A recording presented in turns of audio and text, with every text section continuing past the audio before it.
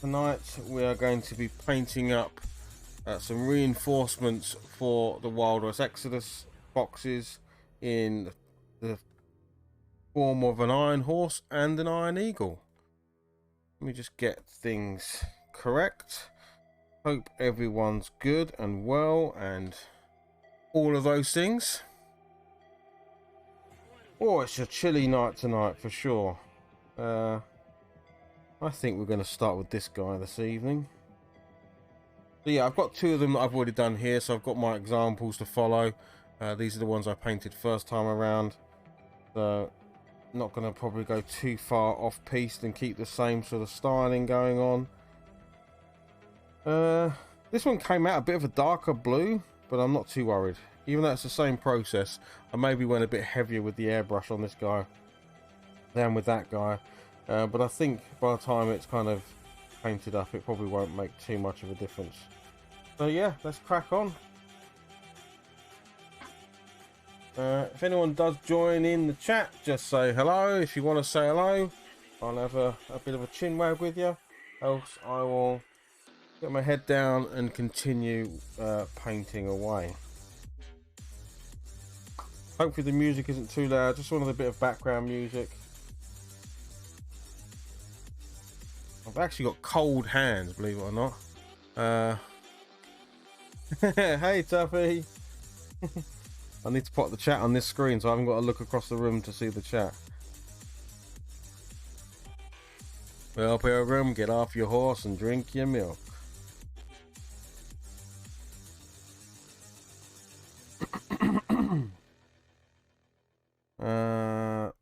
Let's bring up my dashboard. It has gotten very cold today. Don't know what it's like in your part of the UK, Tuffy, but it is certainly blooming cold in London today.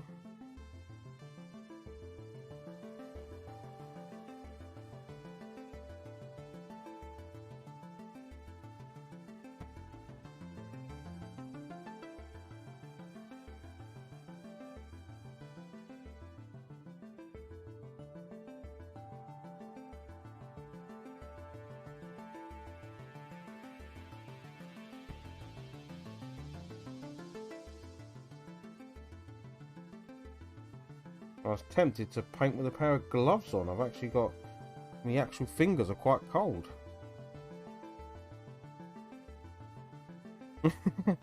Hey Mort. Yeah, it is proper chilly. Like, I don't normally feel the cold, so if I feel cold, it generally is cold.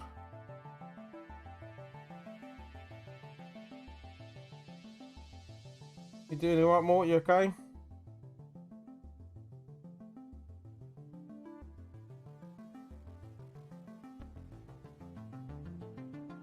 Yeah, good pal, good. Just saying to Tuffy, it's actually quite cold in the Hobby Lodge today.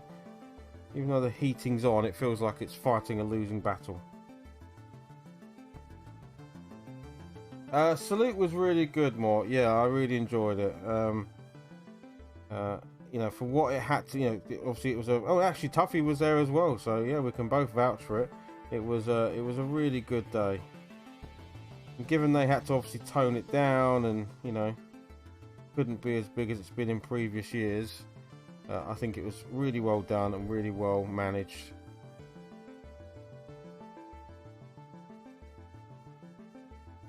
Isn't Dragon Meet soon or happened already, More? When's that? Is it gone? Is it been and gone already? Was it? And that was like one of the coming up weekends, wasn't it? Next Saturday. Well, I hope it still goes ahead, mate. You know, I know this week's going to be an interesting week, isn't it, given the recent news?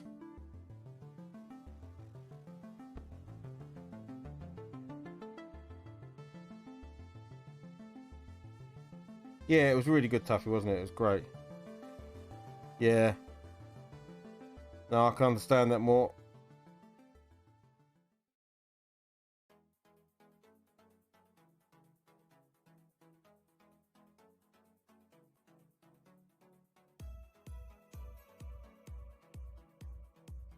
I don't think it's wrong for you to feel a bit twitchy about it. I think it's perfectly reasonable given the situation still, and given, like I say, news today and what's travel restrictions back in again, and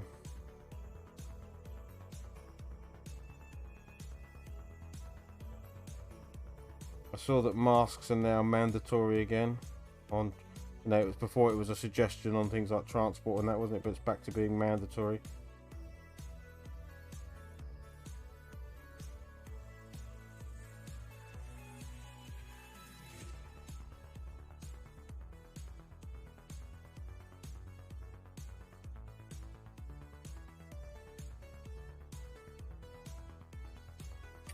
Yeah, I mean, I think that's what's going to happen more. I think, yeah, I mean, it would be awful, right, to do a D&D session with everyone wearing masks. It would just feel super weird, wouldn't it? Although appropriate and of course the right thing to do, just wouldn't make that a very good experience, I don't think.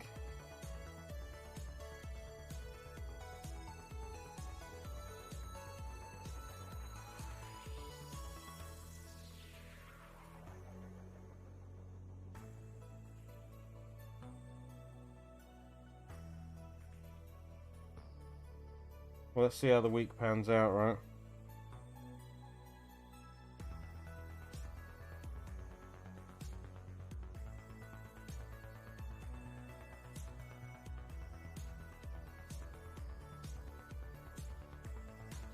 A face shield probably would be better, Tuffy. You're right. I just wonder if a face shield gives you any protection whatsoever. I don't know.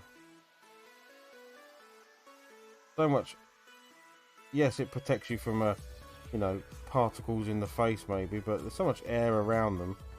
What if they actually? I don't know. I don't know.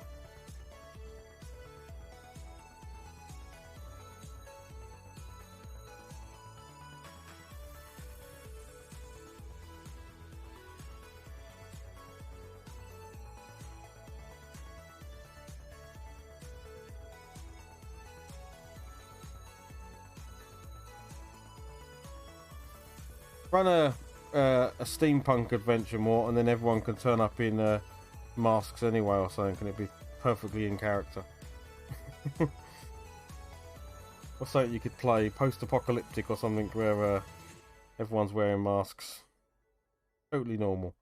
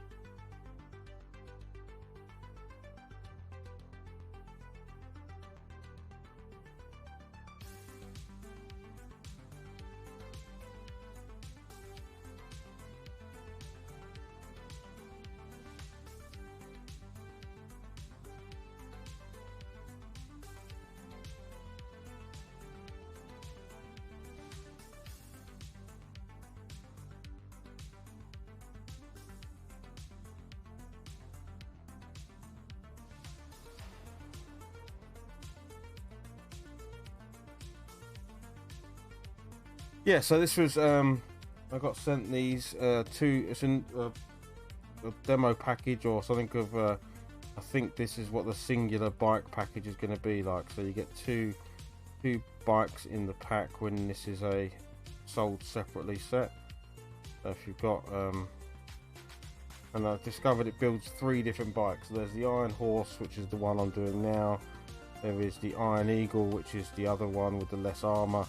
And then there's something called the Marauder, which looks very much like an Iron Eagle, just with different fronts. And I think it's got double-barreled miniguns rather than the twin set that the Iron Eagle's got. But I'm keeping it the same. I'm keeping the forces the same and matched, because obviously I'm building force for both my son and I, so there's no point in me chucking these both into one of the forces. I might as well do half and half.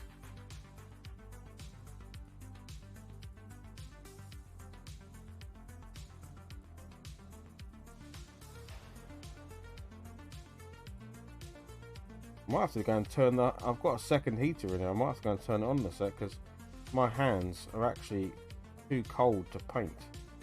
I can feel the cold in my hands.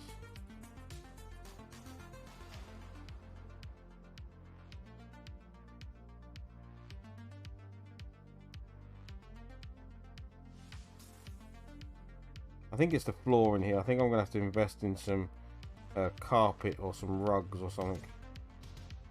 I quite like the wood flooring in here, but I don't think it's very helpful when it comes to heating.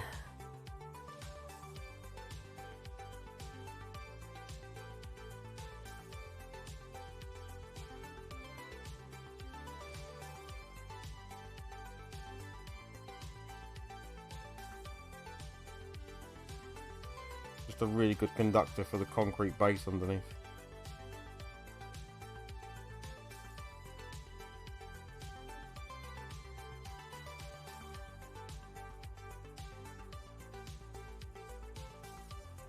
Are you working on your silver bayonet at the moment, Tuffy? Have you finished that already?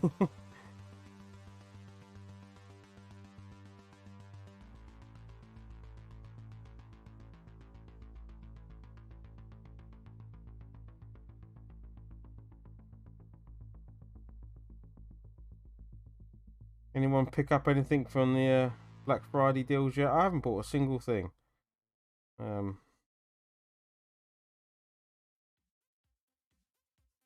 I do want to. I saw that Micro Studios had a sale on. I nearly bought some Volsung, but a lot of the stuff I wanted was simply out of stock, so I couldn't even get it if I wanted it. So no point having a sale on if you've got no stock.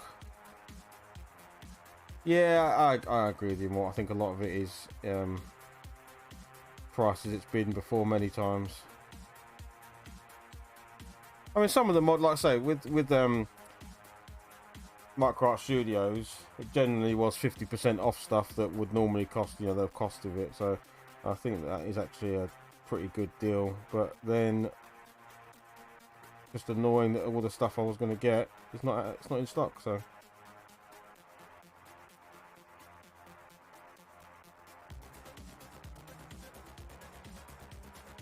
And I won't buy it when it's back in stock because it'll be back to full price again. And I'll just wait till next time. Ah, cool. Stun rifles, need to work out what monsters I need. Cool, tough.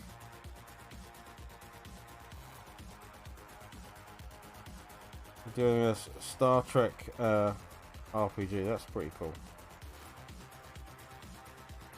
No one's going to play a red shirt though, are they?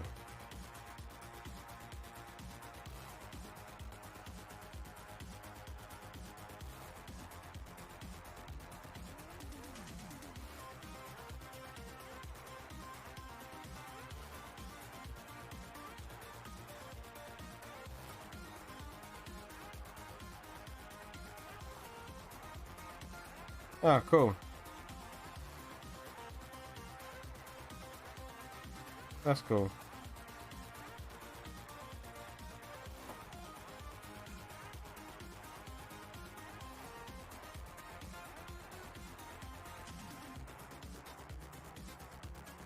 Oh really? They're not good, no.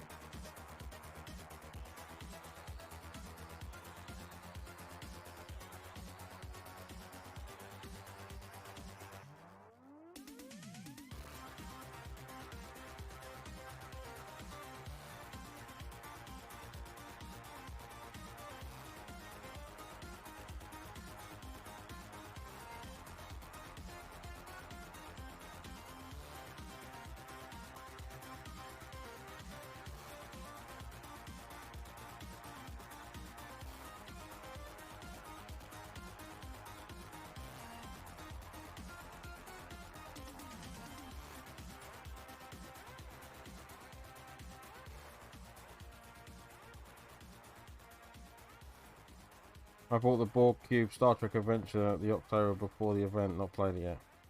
Nice.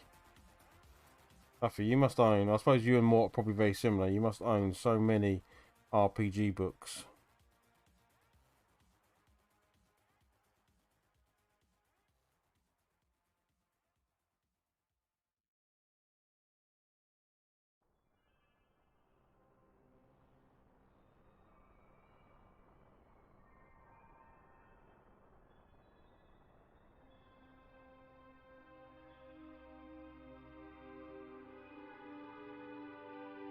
More gold. I need more gold.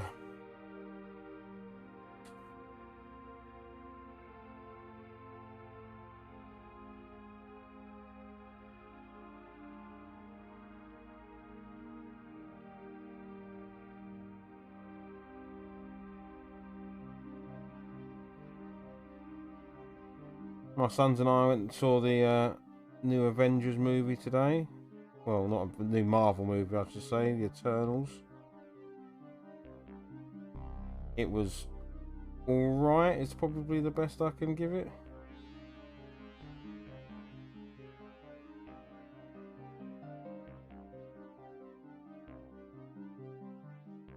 Oh, you saw the new Ghostbusters? I'd like to see that. Yeah, I mean, it's alright. It's not one of the strongest in the series. A lot of characters all at once. But it's a lot, you know.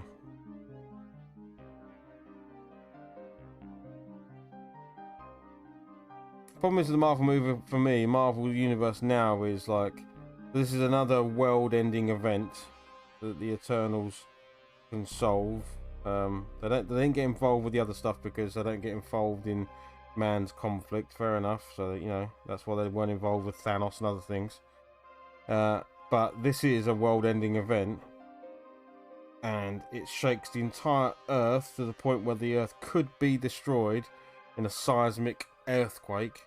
And no one, the Avengers don't get involved. No one turns up. It's like, right, I get it that you might have been told not to get involved in any earthly endeavors, but the Avengers certainly would have showed up. So where the hell are they? So yeah, telling me no one detected this massive earthquake. So that's the problem. The universe is so big now with so many characters in it. It's weird when they try and explain why they didn't turn up to certain things.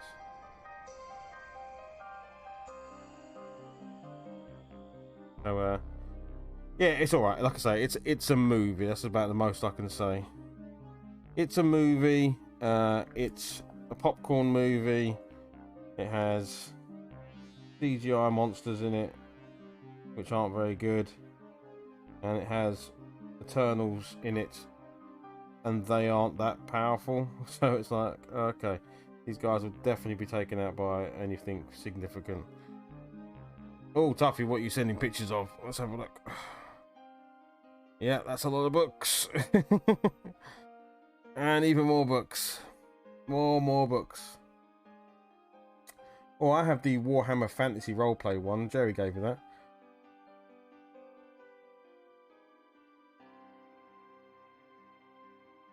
My son has some of the Dungeons and Dragons ones.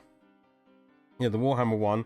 Jerry had a spare copy of it, and I was at his house once, and he very kindly gave it to me. There's a Ghostbuster. Well, of course, I guess there's a RPG. Probably most things. Yeah. What was the? Did I miss the top bit? Yeah. How was the Ghostbusters movie? I've heard good things. I've heard it's like, you know, not brilliant, but pays pretty good service to the old movies and is not as bad as the 2016 Ghostbusters.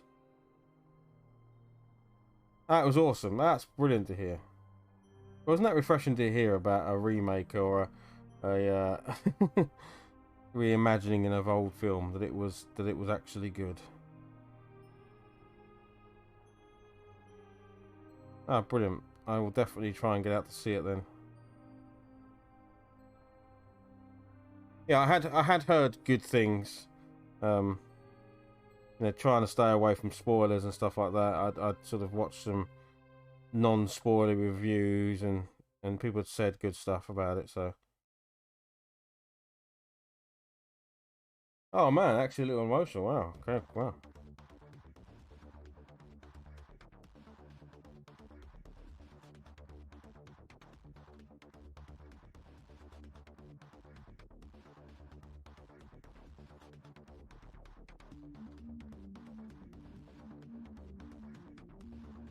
Oh, I will definitely, most definitely then go and check it out.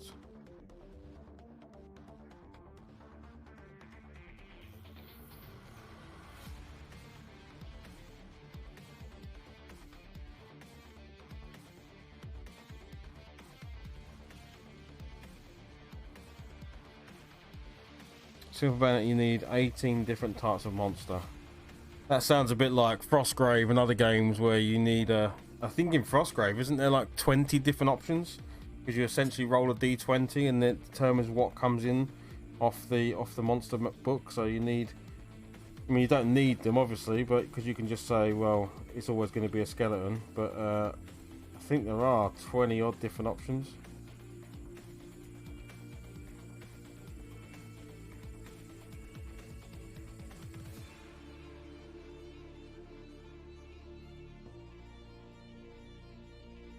Well, I think I've caught most of the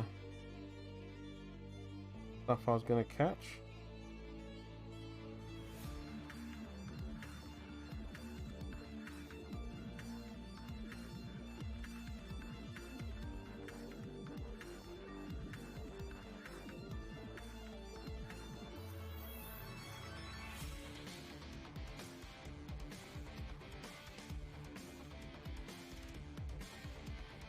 Yeah, so my process, please, is really simple. It is essentially primed black, overbrushed with lead belcher, and then airbrushed using Talisar blue from the contrast range. So this is airbrushed over the model. Oh, and I chuck the paint pot on the floor, give it a good mix.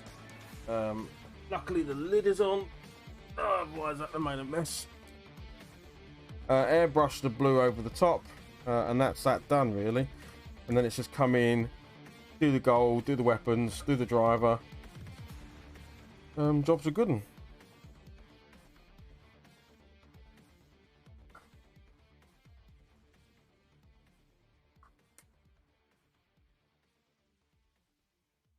Yeah, looks like some old legit looking free PDS for the old. Oh wow, okay, cool.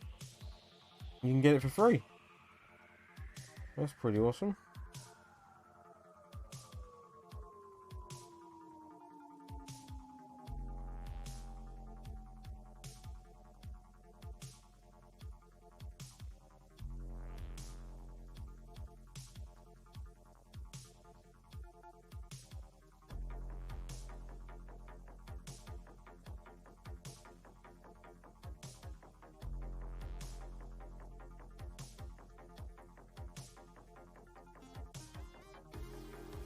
Two D20 table, jeez. Frostgrave's monster table, 2D20. Holy crap.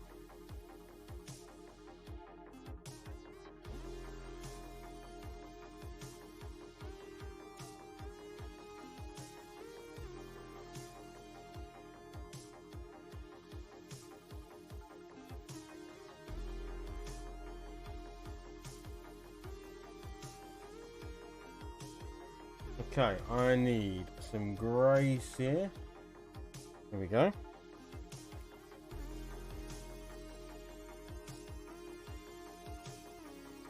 Got my hands. Let me just go. I'm going to go and turn on my other little heater. 1 second, everybody. Most monsters are repeat. Oh, okay, cool. That's good then.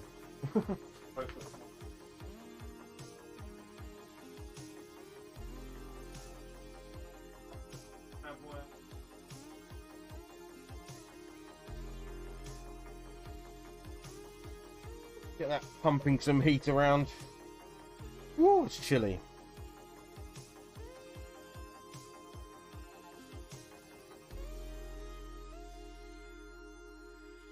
Yeah, same here, more. I've actually got a complete warband for Frostgrave, and I've never actually played it. I've got terrain. I've got yeah, full setup for it, everything. The new books, all the gubbins. Just never gotten around to playing it. And then Stargrave came out, and that looks super cool as well. So it's like, I've actually got a really cool setup for that because I can use all of the core space stuff that I've never used. So I do also want to play that game.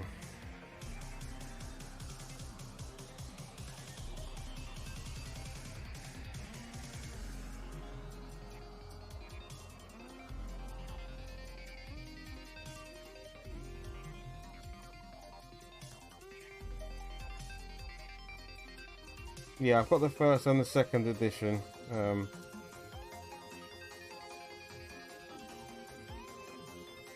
By the time I blimmin' play it, a third edition will be out.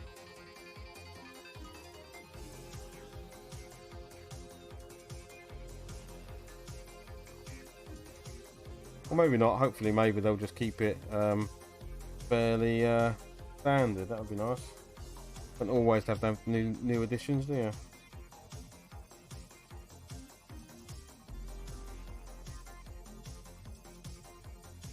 I guess in the desire to make money, you do.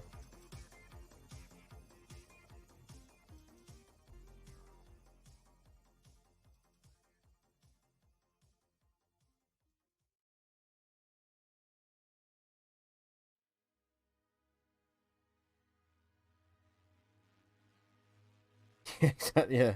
Hopefully before it goes out of date. Maybe not, but hopefully.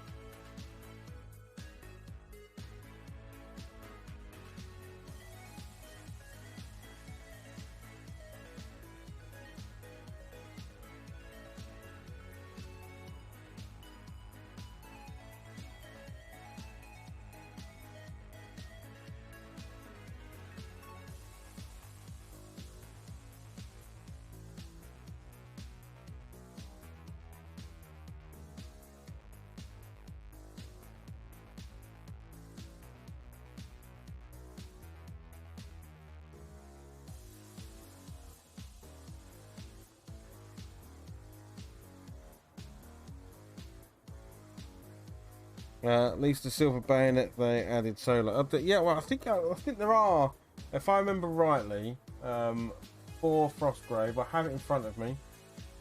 There's a book called either Into the Breeding Pits or Thor of the Lich King. I think both of those can be played solo, I believe. So there are solo games in Frostgrave. Yeah, Into the Breeding Pits and the Lich Lord. And then he said the Lich King. That's a completely different game. Yeah.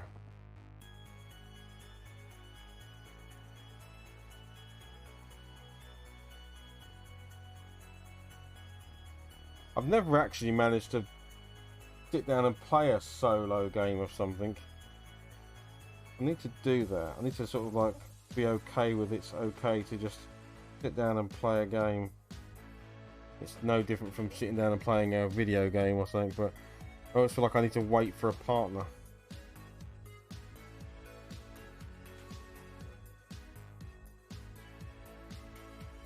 And the problem with that is because it doesn't happen that often, you end up never playing the game because you're always waiting for a partner.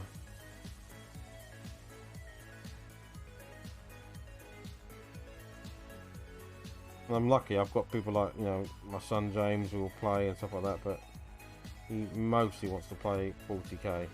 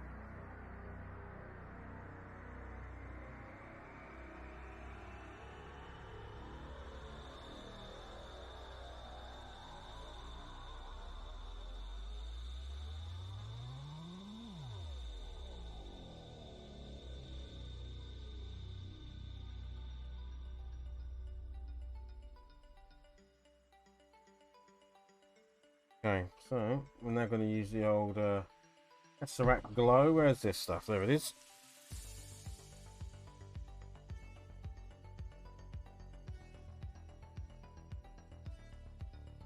I'm going to use the old Vortex Mixer, as this stuff needs a blimmin' good shake.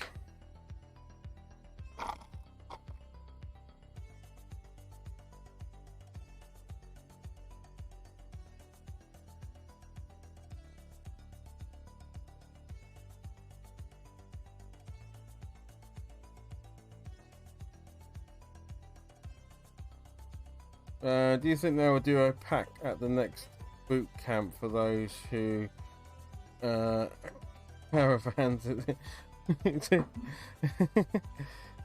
Oh, Jim, I missed you. Hey, Jim. Well, the next boot camp might not be a million miles away, tough. Well, again, the world keeps changing, doesn't it? But I know that there is a push for the new epic from Warlord Games, isn't there? How are you, Jim? You okay? Good to hear from you, buddy.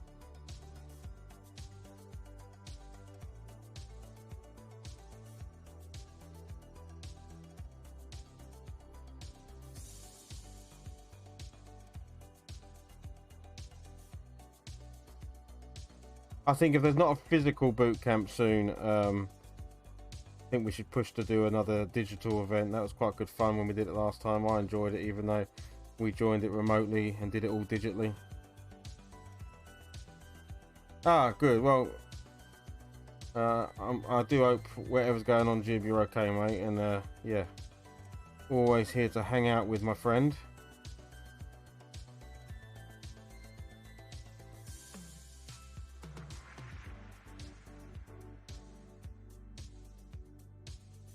Pull up a chair and chill. Have you been for your walk today? Did you get out there? Get beautiful weather in Florida at the moment.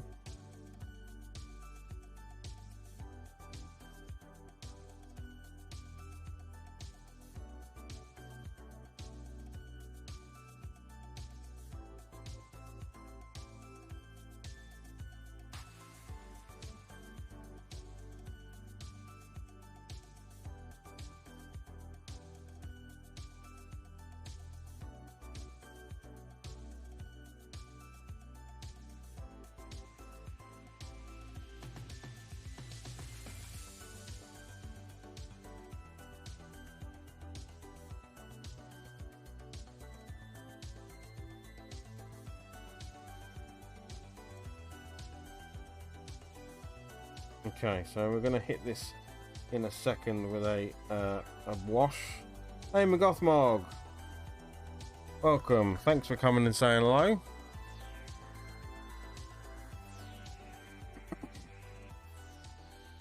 We are painting up some reinforcements for my Wild West Exodus forces. I got sent a box of the two motorcycles. So I'm doing one as an Iron Horse and one as an Iron Eagle to go with the rest of the Retribution box. Yeah, it's come out nice, isn't it? This is essentially black primer overbrushed with lead belcher and then airbrushed Talisar blue over the top, so it gives that kind of metallic blue look. And it comes out all right. It comes out, you know, looking good. It's a bit darker than this one. I think I maybe went a bit heavier with the airbrush on this one compared to that one. But this one could just be a more worn out version. This one's a bit newer. You know, they've just built this one. It's a bit more sheen to it, a bit more, bit nicer looking.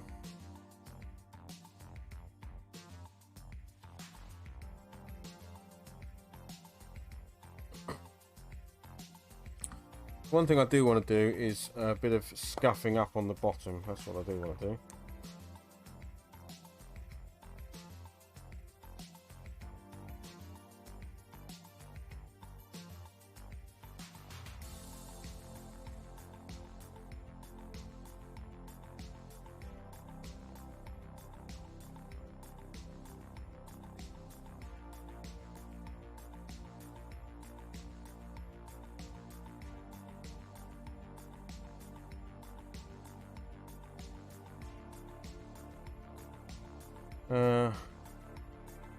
No way, Jim. You can't be out of miniatures. Now I'm worried. What do you need, buddy? We'll send you some.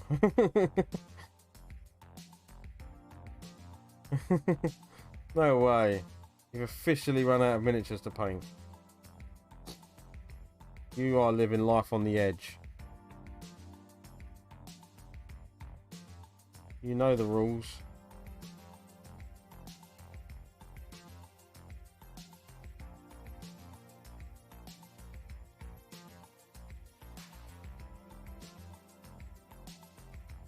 I'll shame it was a flat 0. You are a risk taker.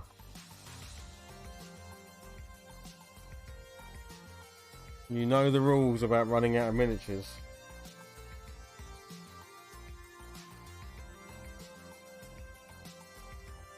How is that even possible?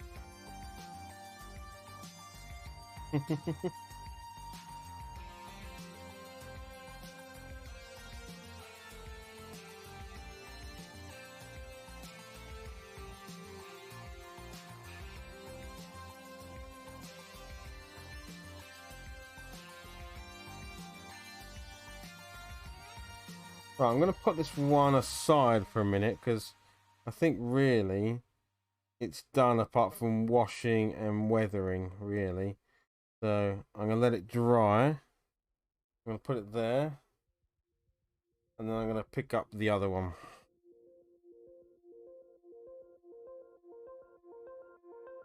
For this one I need the Ruin Lord brass that I liked. This is it.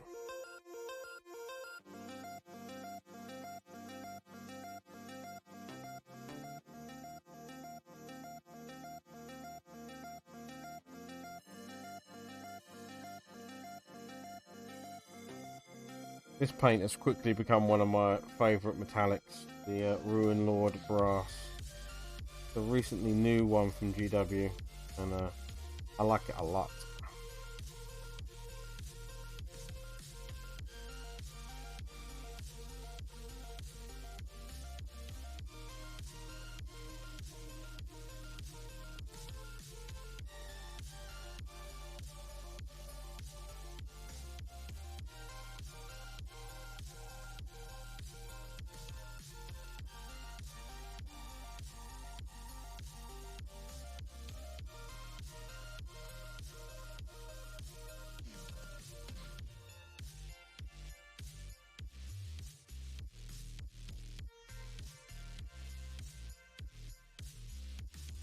Oh yeah, Thanksgiving, of course. Good shout, Tuffy. Yeah, how was eating copious amounts of food just before Christmas when you eat copious amounts of food?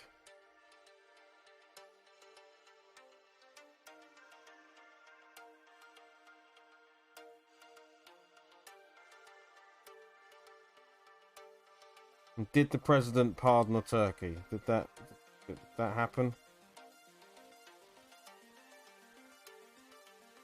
I need to watch that.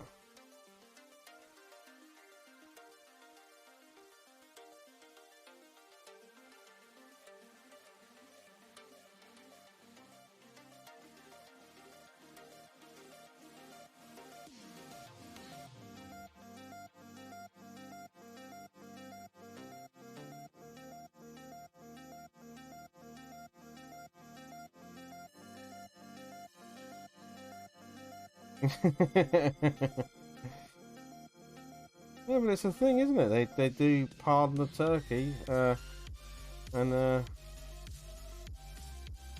it's a whole thing. The president does. I think it's 2 turkeys that get a very lavish night out and stay in a hotel and everything, and then get to meet the president the next day and get pardoned.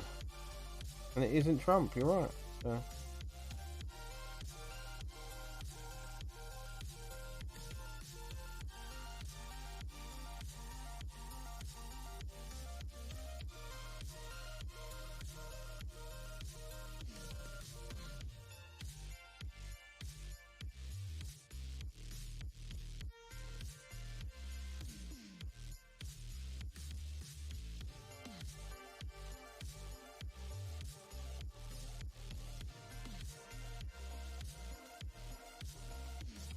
One gets pardoned, the other gets cooked.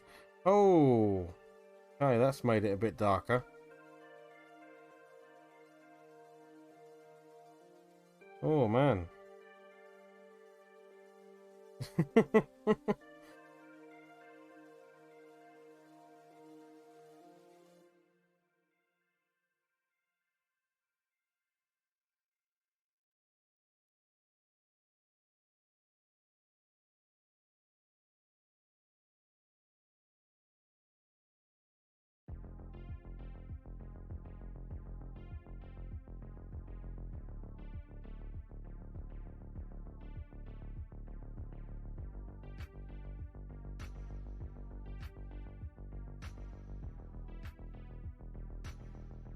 Oh, I thought they were both pardoned and they went off to live in a farm together. But no.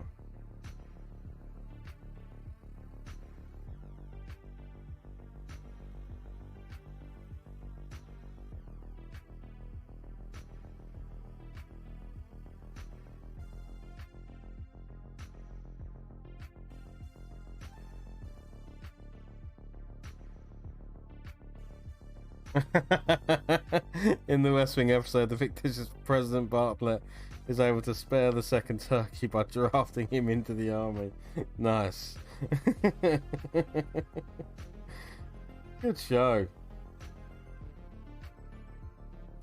Well done to that. Well done to that fictitious president. That is the right thing to do.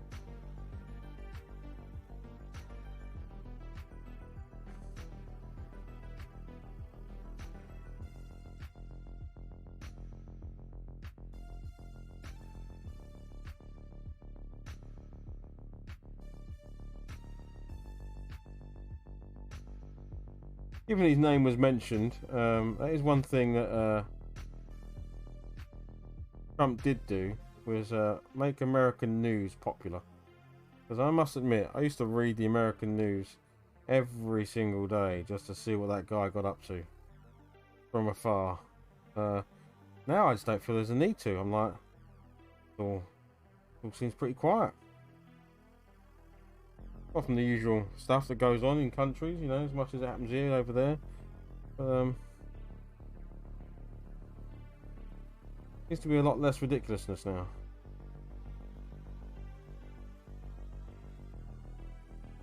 I mean, our Prime Minister did insert Peppa Pig references into his latest speeches, so, you know, I think he's taken over from Arse Hat of the World.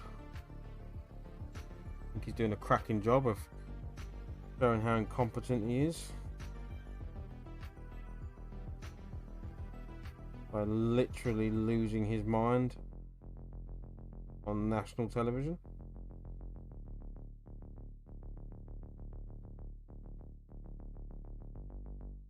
Yeah, exactly. We do have Boris, don't we?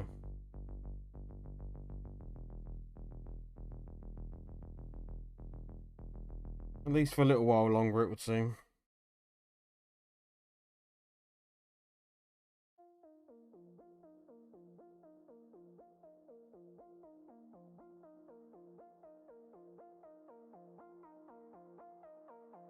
I'm surprised his latest interview hasn't reached American TV's Jim. I'm sure it probably has some news networks, but oh my god, you would think this guy has just walked out of an insane asylum, or is on his way into one, or should be on his way into one, because the drivel he talks is quite shocking for someone who's meant to be running a country. Pretty bad.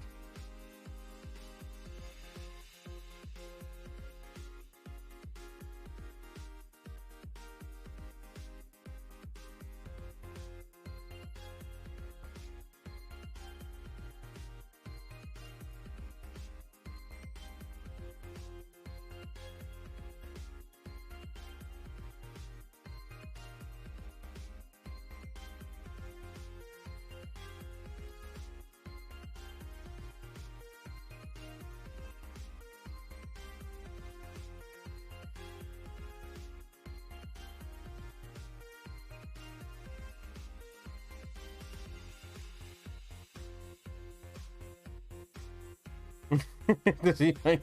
I'm not sure if he does that for a hobby or they do that as some sort of cognitive test. That he paints school pictures and stuff. I don't think that's a hobby, mate. I think they're checking that he's all there and he's, you know, the mind's still working. I think he does painting by numbers every now and then, just to check it's he's not going to you know, push any wrong buttons or anything.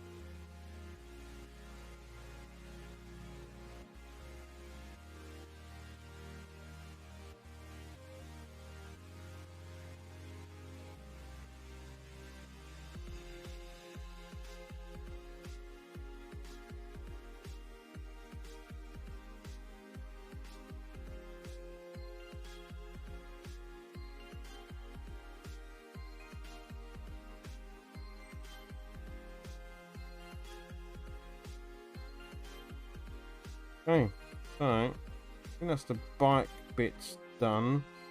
And I need to paint the rider.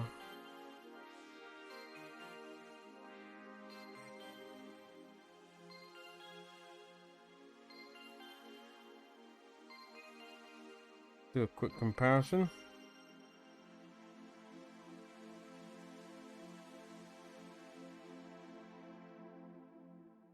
Yar, I think we're done on that bit, so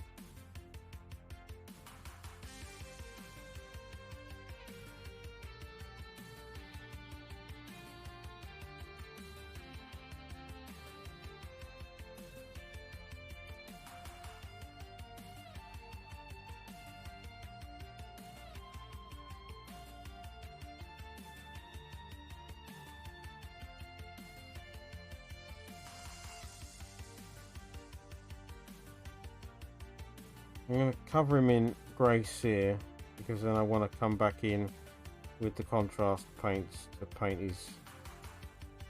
him basically. So I just need to take him to a off-white base.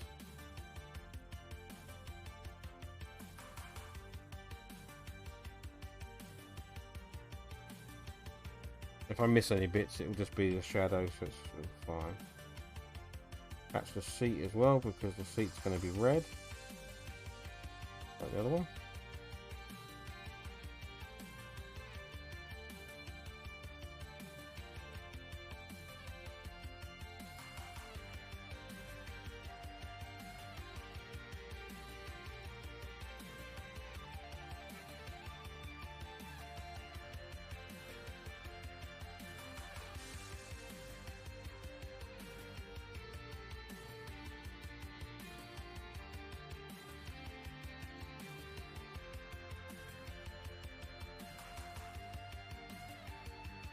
Oh, nice. He's fully in the Christmas spirit, yeah.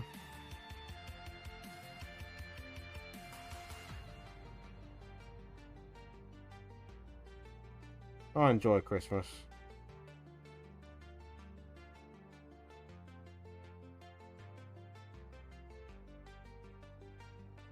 I much prefer a quiet Christmas. You know, I love being home with the kids and doing all that Christmassy stuff. I must admit, the big family stuff stresses me out a little bit. And I know this year's going to be a big one because my wife's going to have her entire family round, and they're going to be a big event thing. So I do find those situations a bit stressful.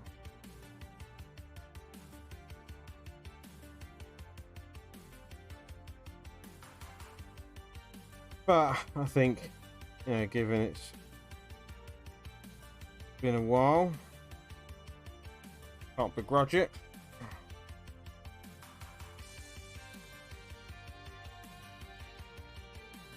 I think I prefer. I don't know what do you call the day after Christmas in America, Jim?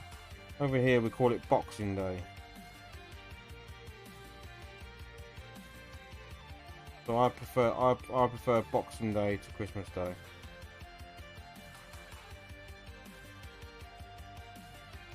Boxing Day is normally a serious chill out day.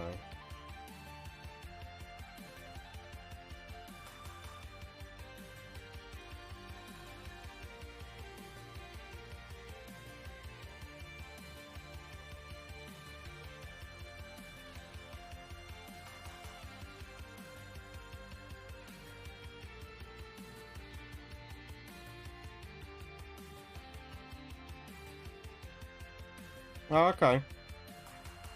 No, I didn't know. I genuinely didn't know if it was or not. Because would I be right in saying, Jim, that in the US, Thanksgiving is a bigger deal than Christmas Day anyway? Like, isn't Thanksgiving the big thing? Like, Christmas is still a big deal, but not as big a deal as Thanksgiving. But yeah, as we have we call it Boxing. The day after Christmas Day is called Boxing Day, and it is. I'm not sure where it originated from. Actually, I don't know the backstory to it. I always thought it was called that because literally the amount of shit you got in your house from all the presents you've been given. You've got all these boxes and stuff everywhere, and it's the day you have to sort of get everything put away and picked up and, you know, got shot of. Bring your house back to normal.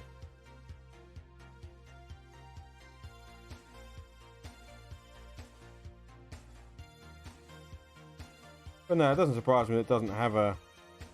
Boxing Day sounds like a very British thing.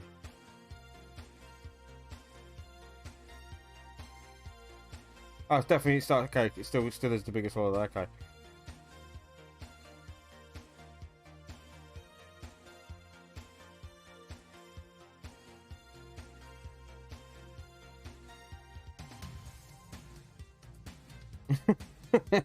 Yeah, return and want the gifts to Walmart Day, yeah.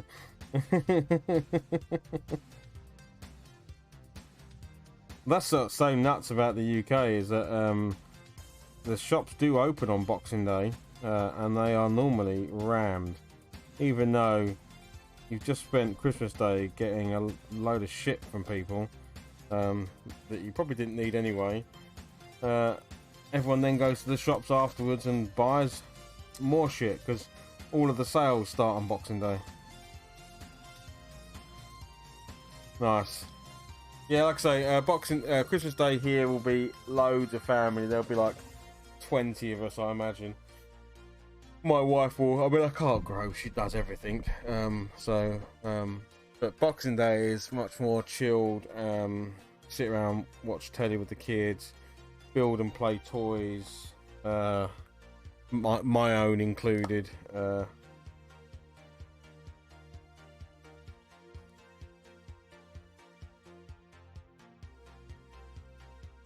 Christmas Day is just a whirlwind of constantly. Can I get you a drink? Can I get this for you? Can I do this for you? Can I do that for you? Everything all right? You okay? Yeah, how's things? Oh, great. Yeah, you had the same conversation 55 times over, and feel like you're a waiter for the day.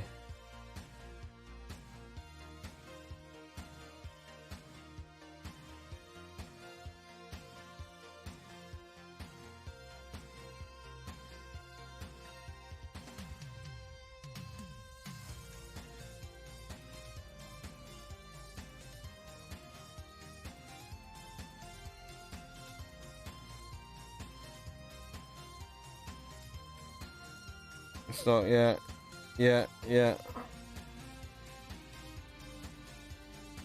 Yeah, I try and avoid that. I mean, I'll hopefully not have to go to a single shop, and I'll do everything online, because one thing I hate, it's shopping.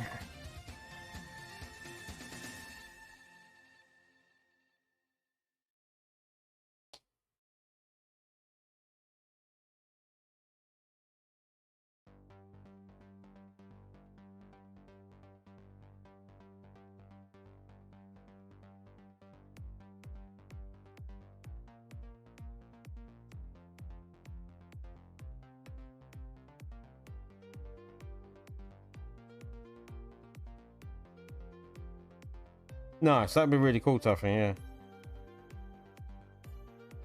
I need to get into doing... I mean, we record battle reports. I've never tried to do one with just photography and writing it down. That seems to be the pure way that people do it. I'd just rather sit the camera on and just record it.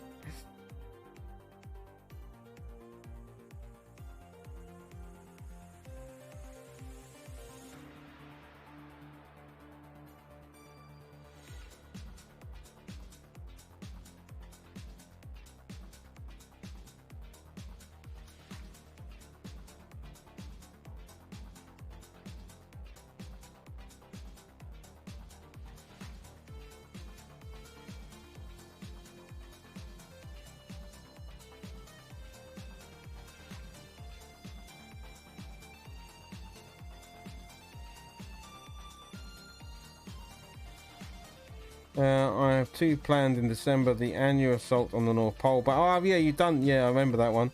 The Battle of Trenton, December 26, 1776. Nice. Team Yankee. So I'd love to. Well, definitely. I'd love to see the Silver Bayonet one, Tuffy, for sure.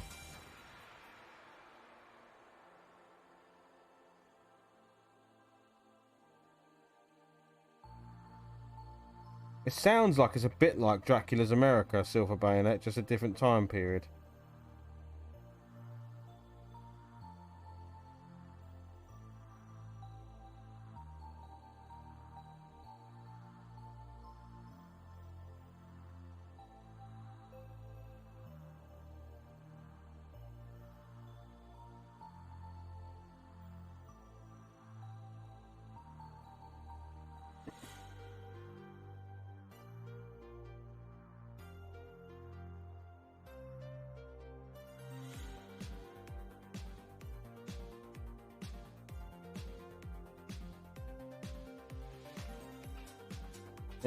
It's by Joe McDobby.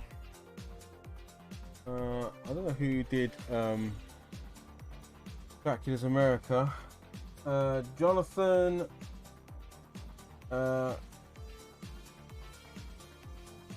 Christ, that surname. Haythorne Walt. Jonathan Haythorne. What? Haythorne what? He's fat. He's got a posh name. That's for certain.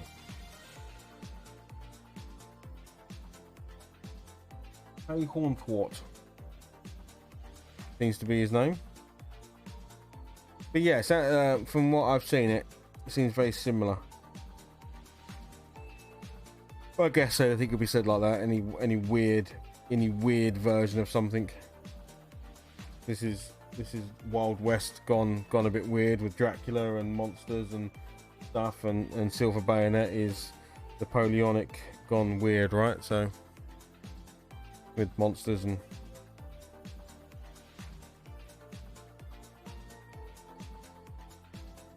Sharp going up against all sorts of nasties. I would like the sand dunes colour. Where's that one? There we go.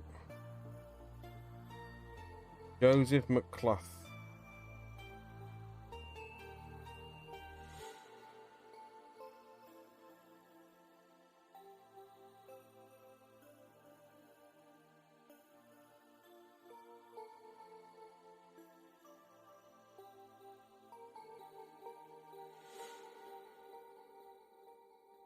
Oh, so it is the guy that did Frostgrave and Stargrave then and others. Oh, cool. Well, it will certainly be good then, because those games have been pretty darn successful.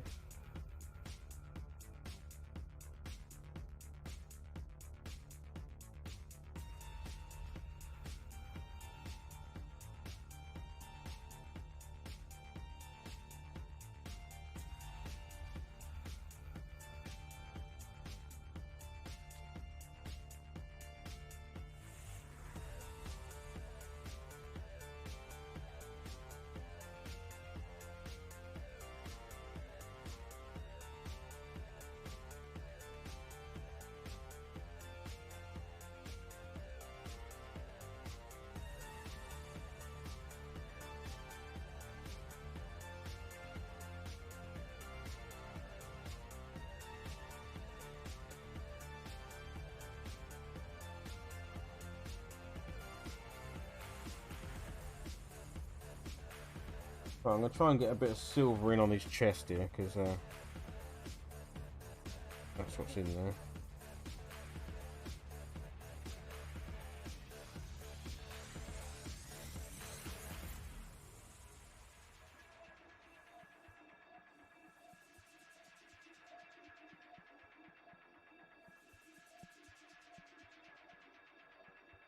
Oh, nice, nice. Oh, it's a bit like the Moonstone guy. He signed my Moonstone rule book. It's always nice, isn't it?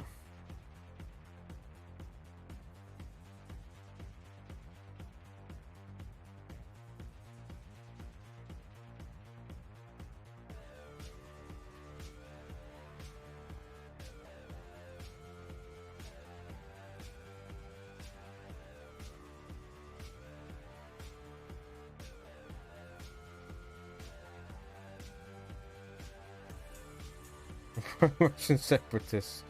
Yeah.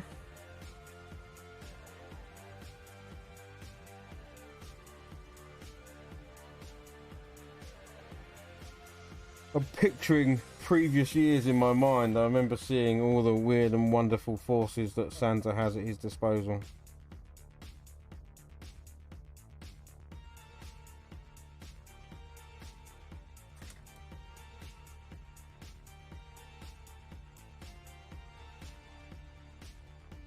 He asked for 80x5 anti-tank missiles last year, but Santa's not with this, so this year they're coming to attack them in force.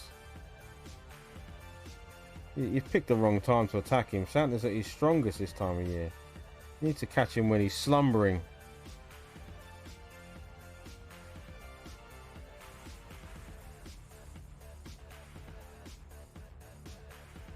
Have they learnt nothing from previous years?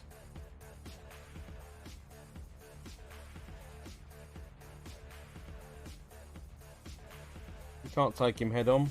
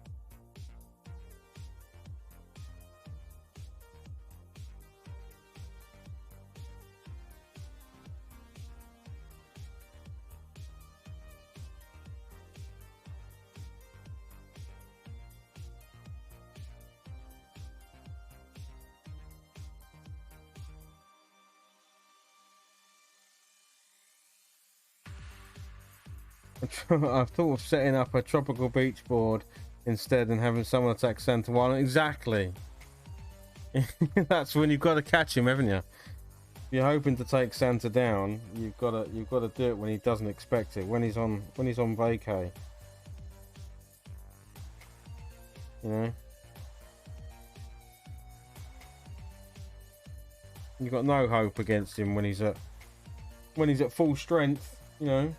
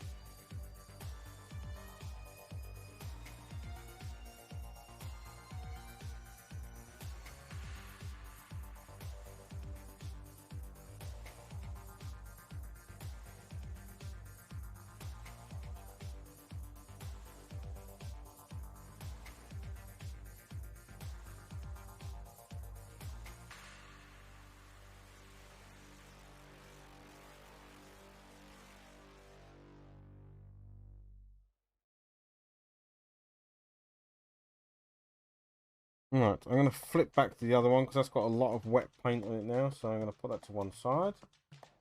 Let it do some drying.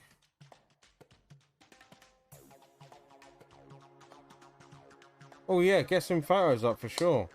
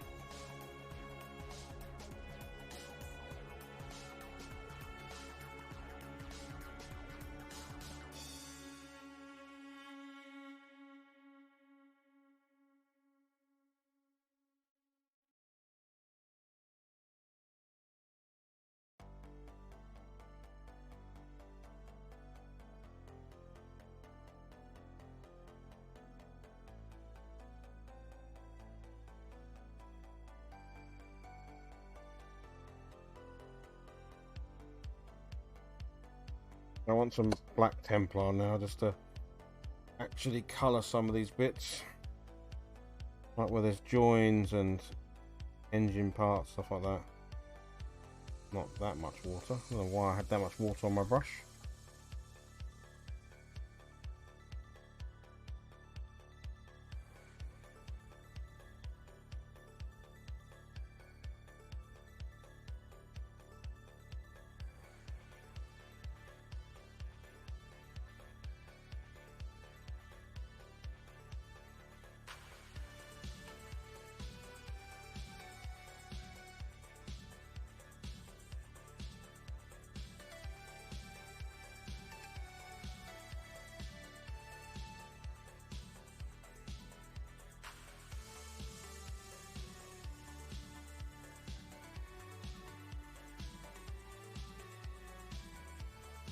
Missed a bit of gold. Go back and do that in a sec.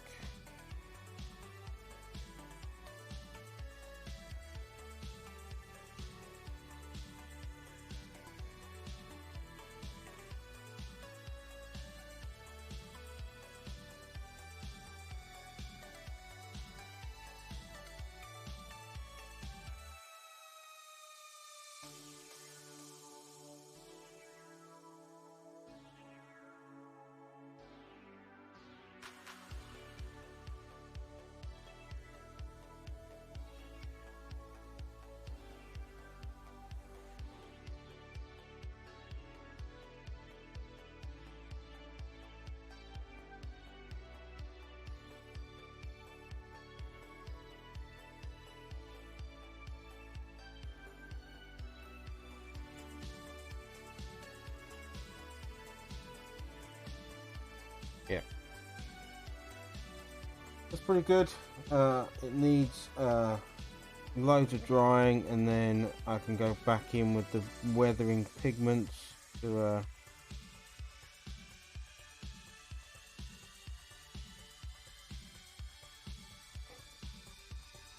put all the dust over it from it cruising around on the dusty west.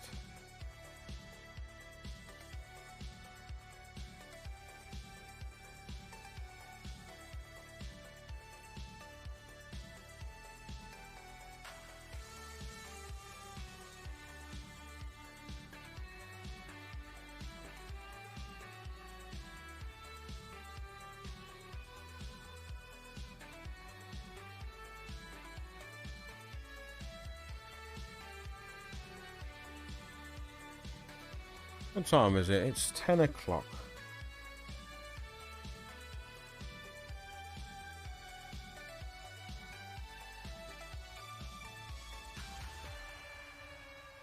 Seeing as there's people to chat to, I shall keep plugging away.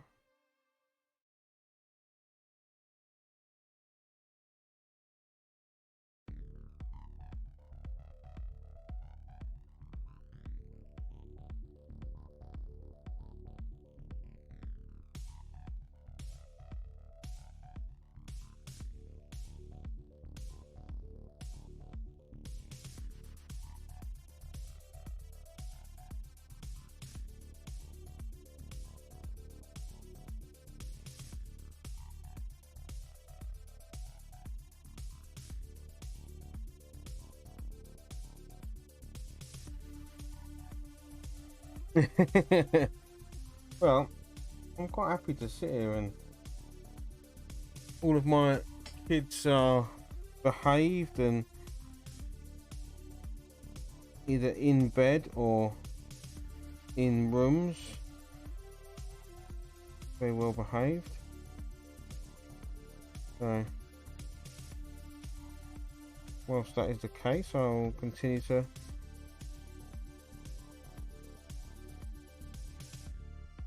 it'd be nice to get these two. I mean, like I say, I'm not going to think fancy. I'm keeping this lot quite simple. I regret it a little bit because I've seen what other people have done with this and they've made them look really fantastic. But I'm going for very much just a tabletop play because I do actually want to get these. Well, it's all. I mean, it's all finished. It's all done. This is just a bit of extra. So I don't know if I'll be sent any more because I know there are other things coming out, so I don't know if I will get other stuff sent to me. If it does, brilliant. If it doesn't, it's no biggie.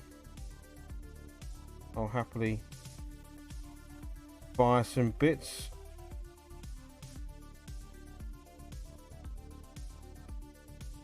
To take these to whatever a full-size force would be.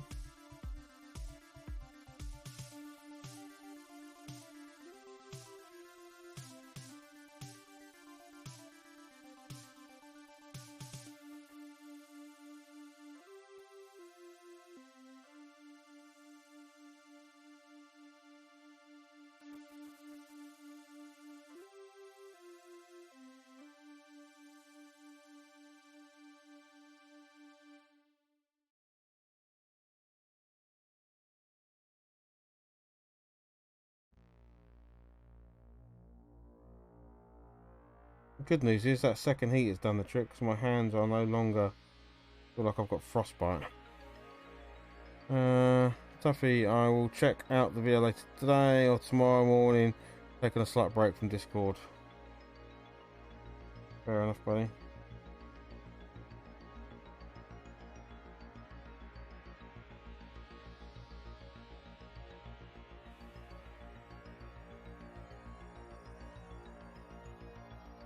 Discord is a funny old thing, isn't it? It's a love-hate relationship with Discord. Really great because it keeps all the community members together. It's easy to become really frustrated with some of the things that are said on there, and some of the way people portray themselves on there. It can be quite jarring at times. Yeah, taking a break from it is fairly understandable.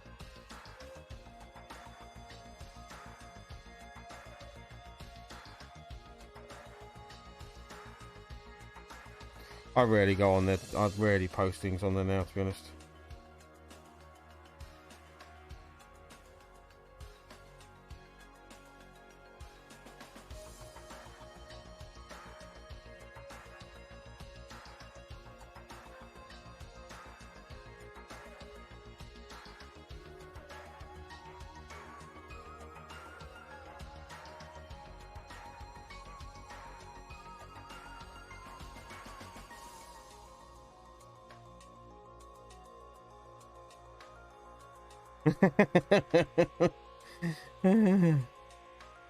Yeah.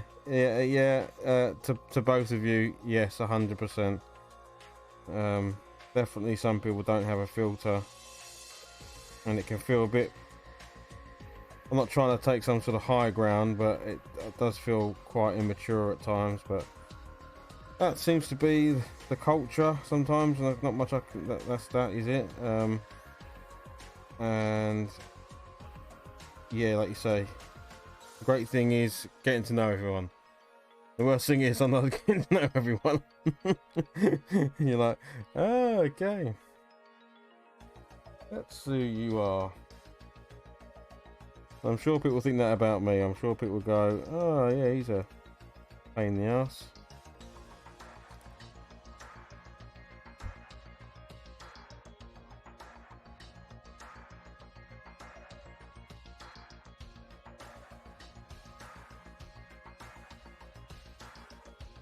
I hope people don't think that about me, because actually I don't try to be a pain. I don't try and be anything other than just nice and normal. My version of normal.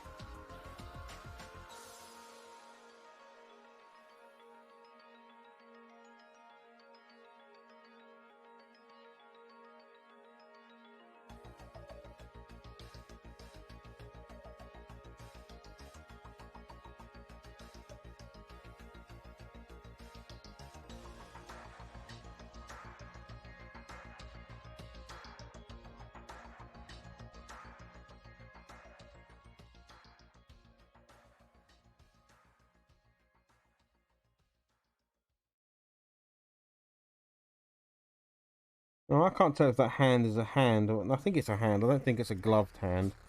So I'm going to have to do that in a sec, give him an actual hand.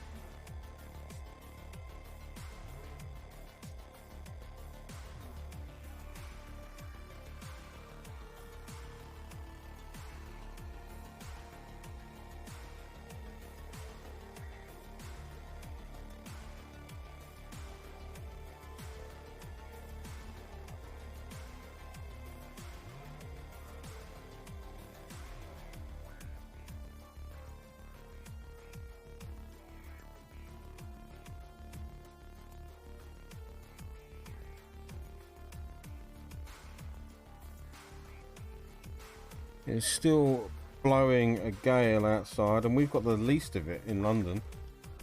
God knows what it's like in the rest of the country where they're actually getting battered by the storms at the moment.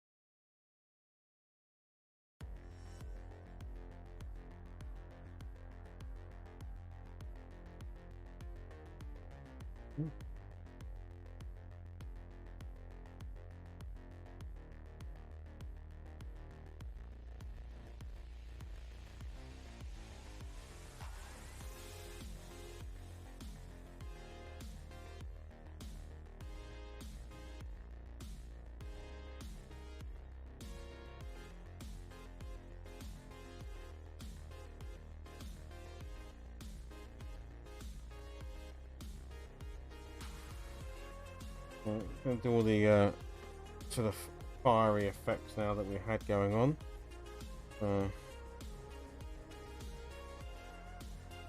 Let's do all of the insides of these.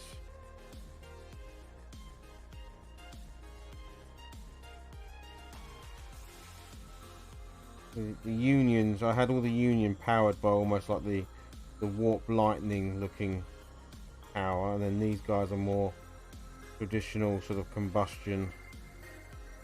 They get more of a fiery effect. Of course, the other guy's got the green energy, warp fire, whatever you want to call it. I mean, obviously it's not warp fire, but I didn't want to do blue because everyone's done blue. It's just painting the same thing again and again. I thought, well, I don't have to do exactly what's on the box art. It's all gonna be glowy engine bits.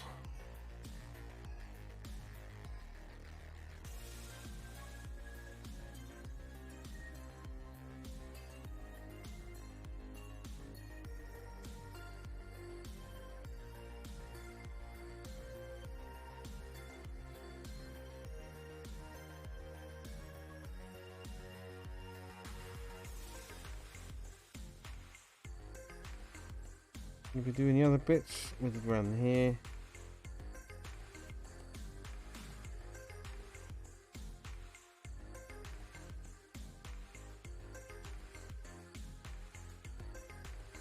Yeah, exactly. It's I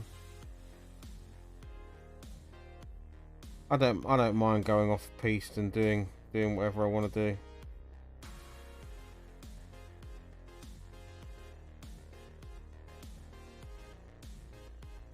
That's the only problem. The Union are blue, like their uniforms are blue, and the character, you know, the armor's in blue, and then you've got this kind of blue. And I know it's Tesla, so it's supposed to be electricity, but that's blue as well. And it's like there's a lot of blue going on. It's like, well, I'm going to do mine a bit different.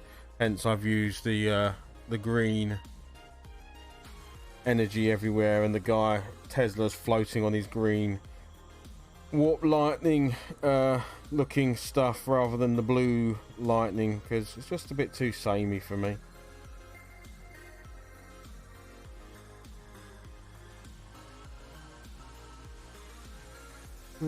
What else did I do? I did the headlight, the engine bits.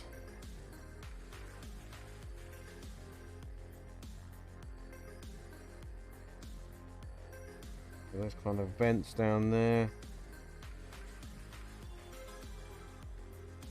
Vents at the back.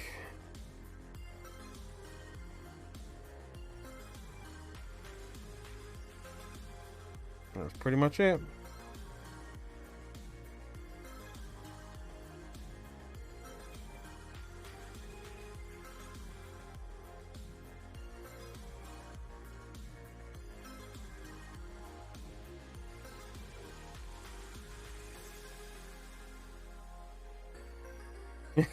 Exactly, I know.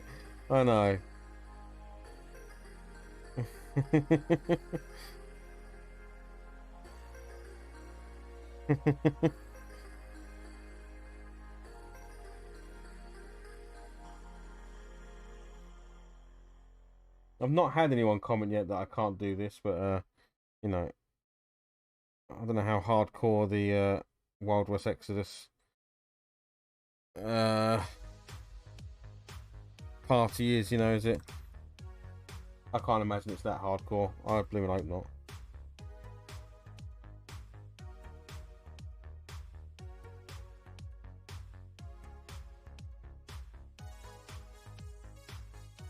Okay, give that a second to dry then. What was I doing on this guy? I think this guy was good to go, wasn't he? I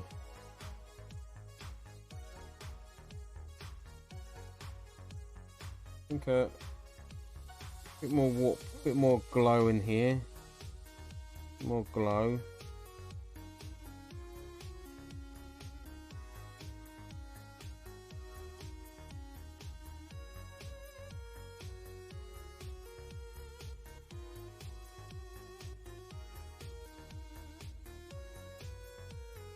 Yeah, he just needs dusting up. So I think he's done. Good. Let's grab the yellow first and slap it on his light.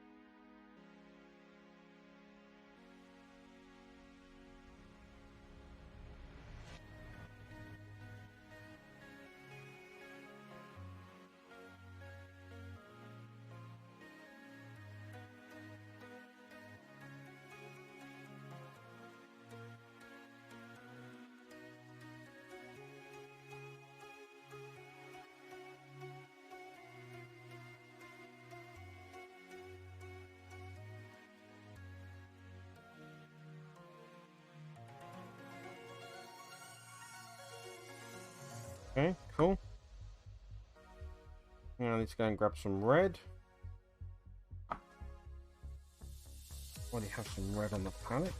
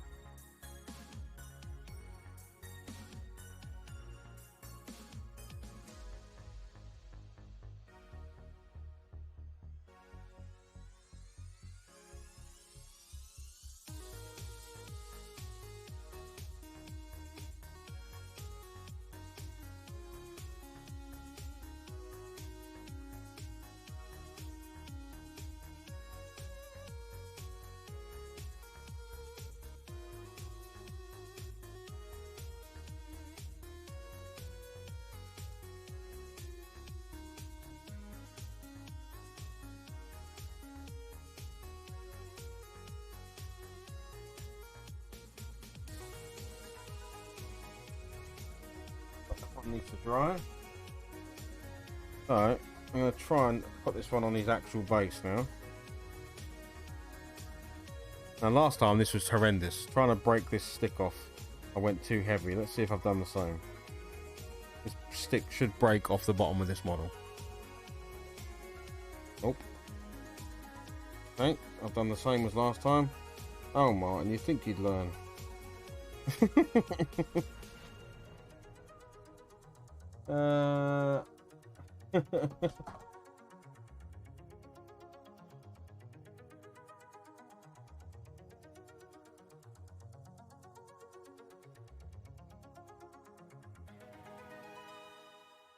That didn't work. That didn't work at all.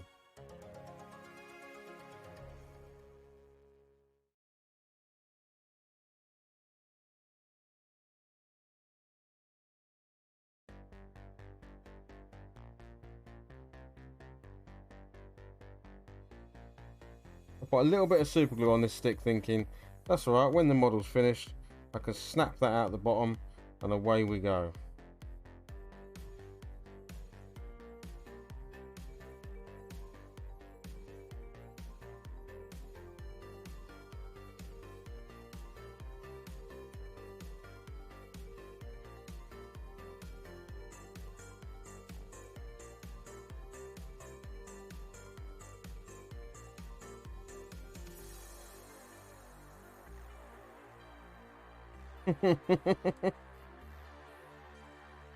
Oh dear. I need something to shove down that hole.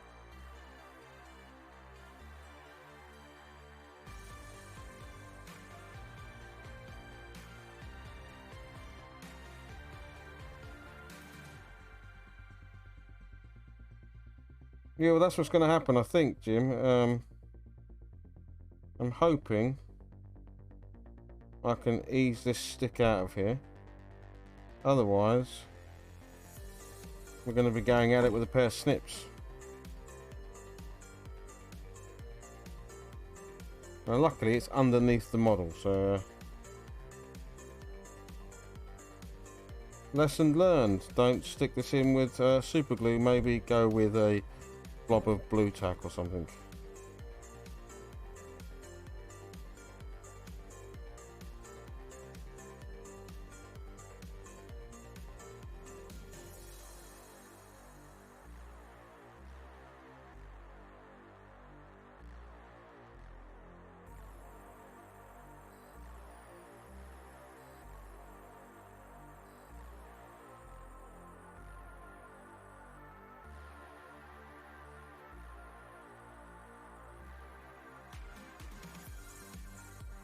That's a pain in the bum. And I've caught his bloody leg there. His leg's actually going to...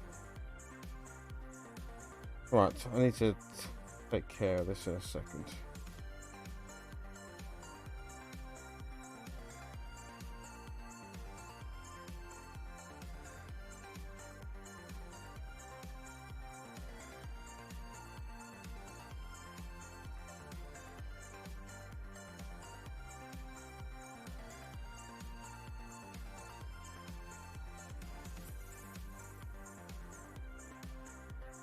So I can stick that in there.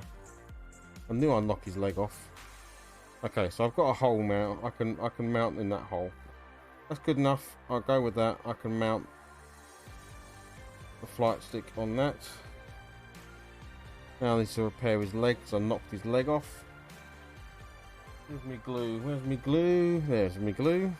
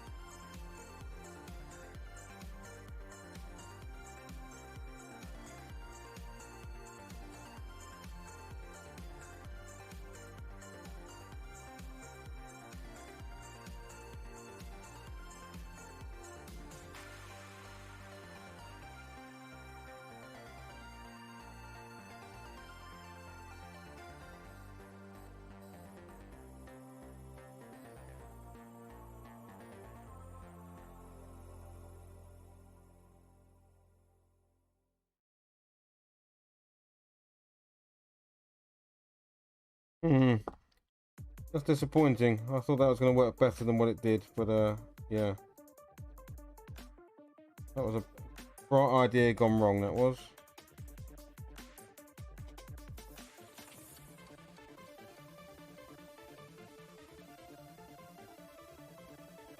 I should have maybe used a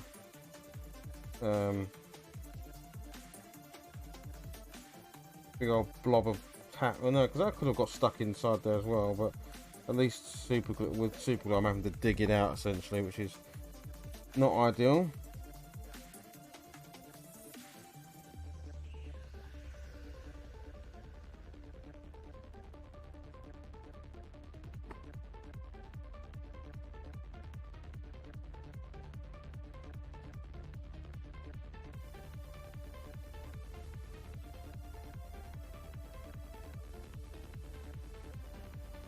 Little file. One nice one, that's good. There's me knife. There's me knife. Right, we're going to do some surgery.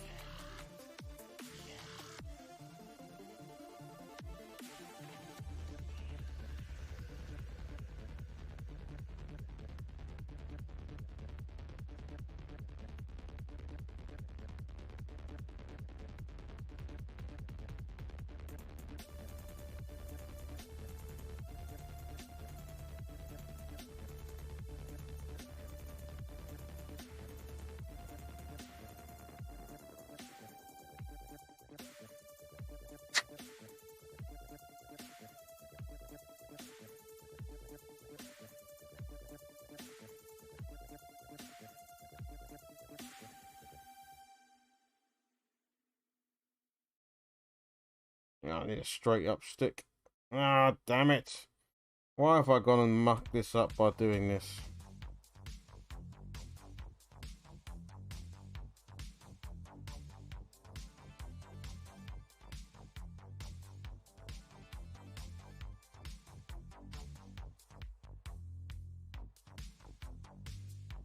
Okay, I'm going to have to stick it like that and hope for the best. Or I'm going to have to redo the whole thing, so that's what we're going to go with.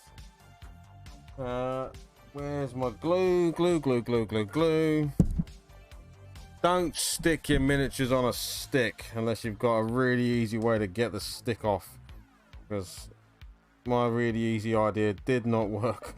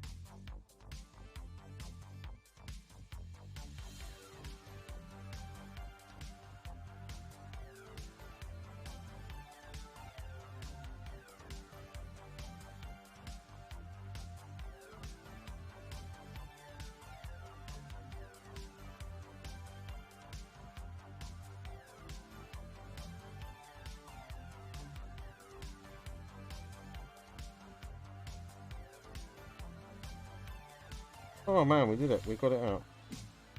Okay.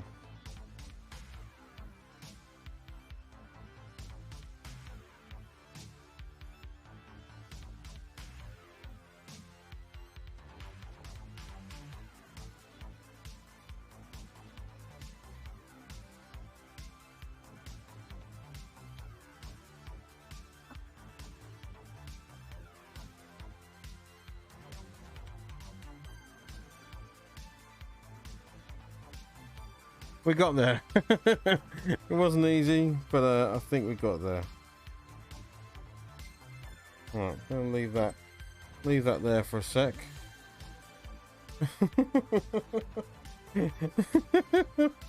Oh, for God's sake.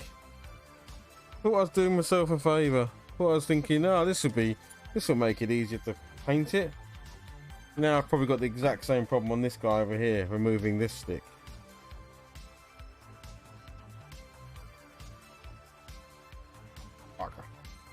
Never mind. There's always a way around it. That is actually on his flight stick now. There we go. There is a little bit of plastic I can hear rattling around in there, but just gonna have to live with that. But yeah, he's ready to be weathered up to the eyeballs.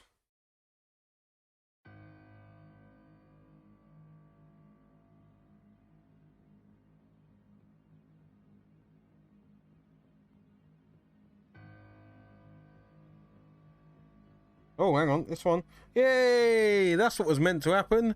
I was meant to be able to pull the stick out in one clean go. Oh. Why didn't that happen with the previous one? And there you go, look, then he goes straight onto his flight stick like that. Dagnammit.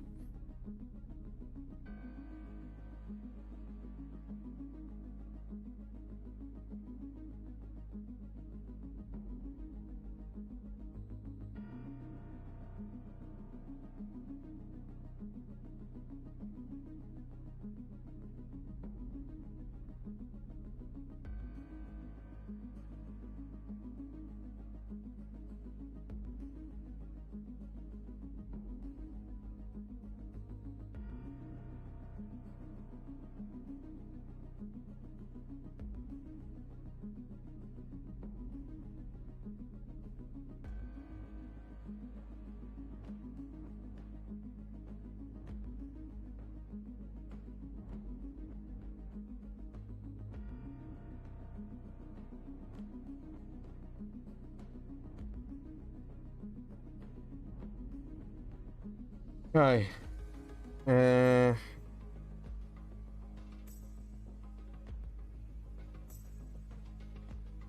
let's compare these two. Yeah, he's literally just dusting this one up now. We'll do that. This guy needs highlighting, so he's got the jacket and the other bits and pieces that need a bit of work. He's still drying. We can do that. We can do some highlighting whilst he's drying. Let's do that. Now, I'm gonna grab this kind of nurgling green. Maybe it's too bright. This one's a bit darker. Orc flesh. Actually, no. What's this one?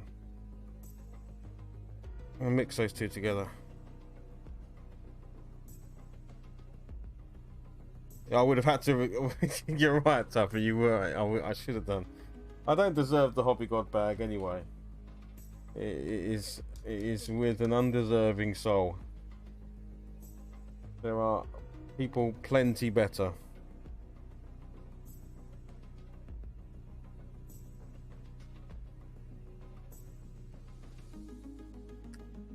I don't even feature on the Hobby Hangout anymore, Tuffy. That's how bad I've gotten. I've been blacklisted.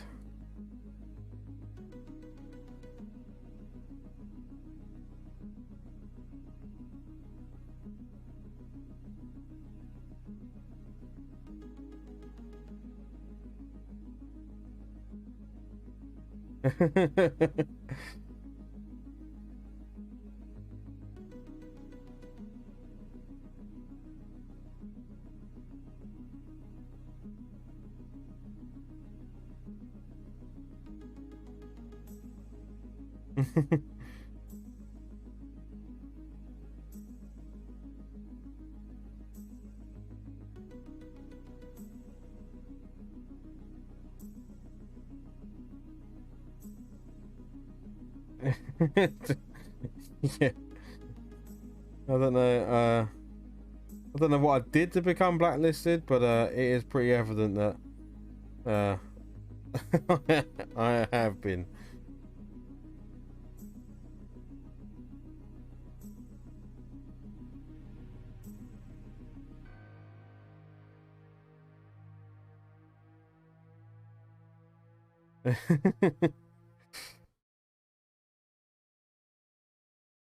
We might have to start unofficial hobby hangout on the channel,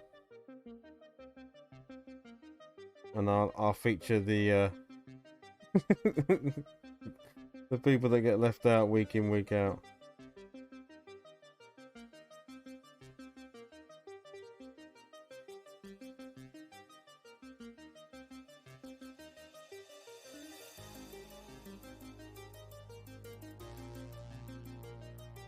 I say we do it. We should. I mean, there's nothing stopping us. It is unofficial after all.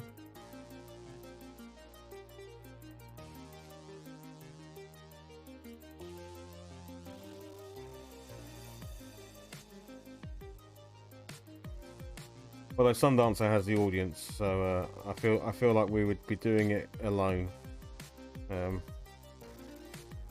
Clearly, people like his brand of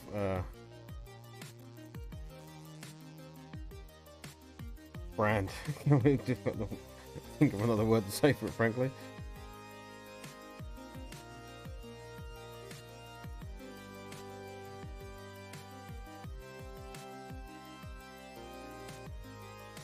I clearly don't say the C word enough on this show to get people interested.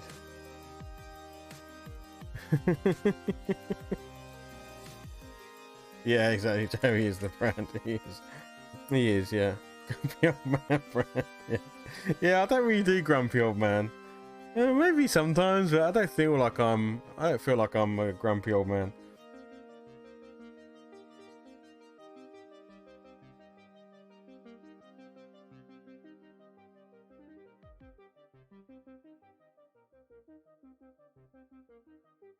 You can be grumpy for the both of us.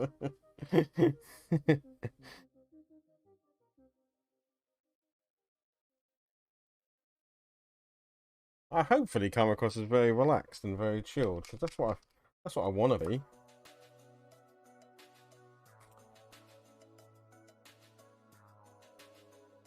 I'm in the hobby for the love of the hobby, as it were. That's it. I don't care about the politics of it and all the rest of it. Just want to have fun.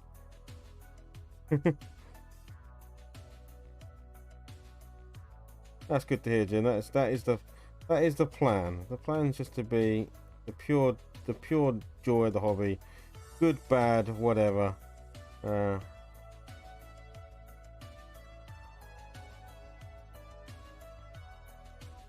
Paint and build some stuff. Have a crack while you're doing it. And that's pretty much it.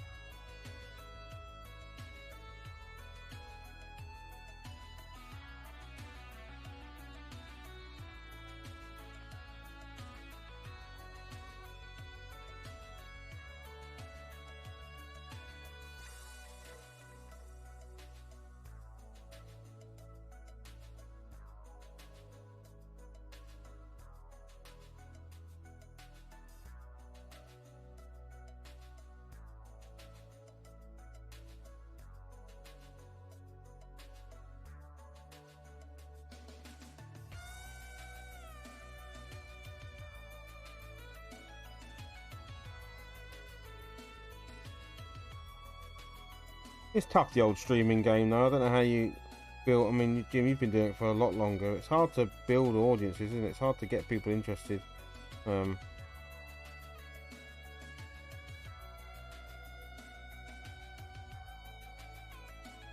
it's still quite niche in our hobby to stream things.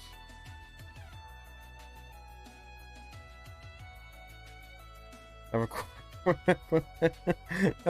have a crap. Have a crack. Have a laugh, Tuffy. I mean, if you want to have a crap while we're doing this, I mean, I can't stop you. Twitch is on mobile phones now. You know, that's what you want. I mean, you do you, Tuffy. I'm not gonna judge.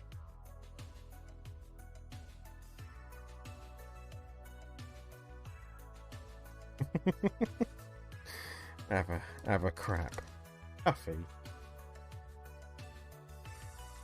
Sometimes, Tuffy.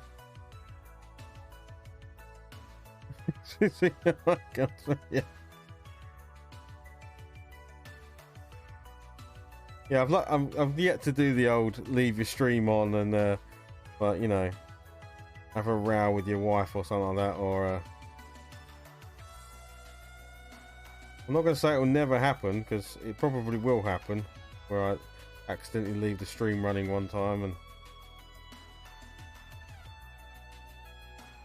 actually, I think I have left it running once, and I just left the room and, you know, came back an hour later, and the camera, I think Twitch turns you off. I think if you leave a stream running and it detects there's just nothing going on the screen, I think Twitch does turn your stream off.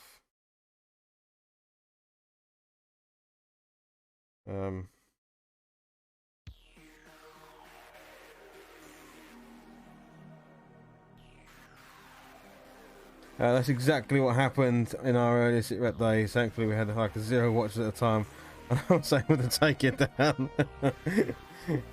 What did you do? Did you have a Barney with the missus or something, or that would be my classic one? Because my wife's done that a few times. I've been streaming, and I'll see her coming down the garden, and I can tell that something's annoyed her. I've done something, or someone's done something. And I'm like, oh, I'll just be right back, guys. And I press the buttons, because she often doesn't look, and she just bursts through the door and kind of goes, oh, so-and-so's done this, and it all kicks off. And I'm like, oh, yeah, let me just mute everything for a second and make sure that our personal life isn't about to be splattered all over over the airwaves. Used to play Xbox with someone who pissed with his headset. Oh, God. Girlfriend came in and started talking about some, well, private medical news. Enough said. Oh, fair enough, yeah.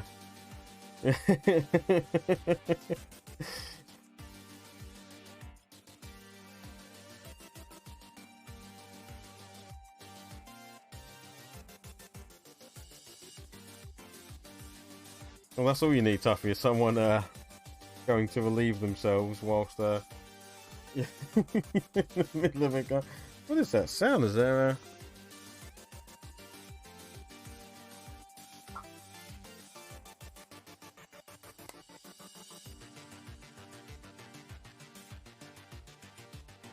No, nothing that no, exactly, nothing that needed to be out there. Certainly.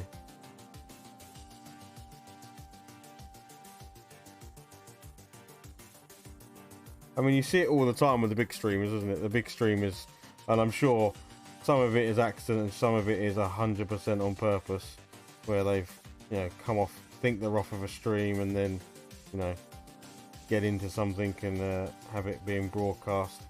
And I'm sure 9 times out of 10 it's probably an accident, and the other it's a complete setup. Because hey, it all creates views.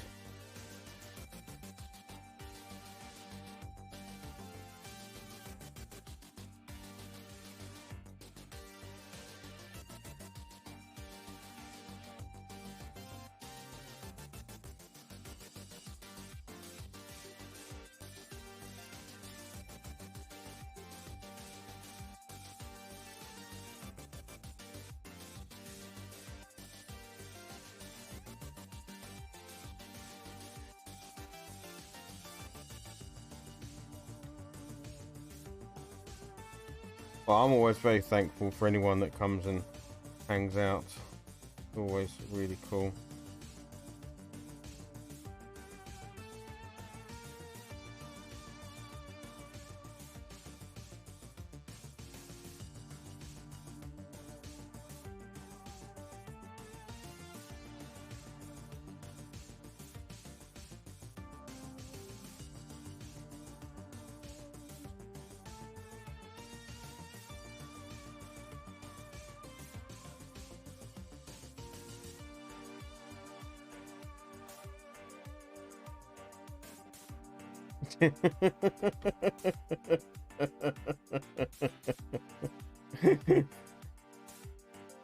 Yeah. God damn, did she just say that? Here's $100.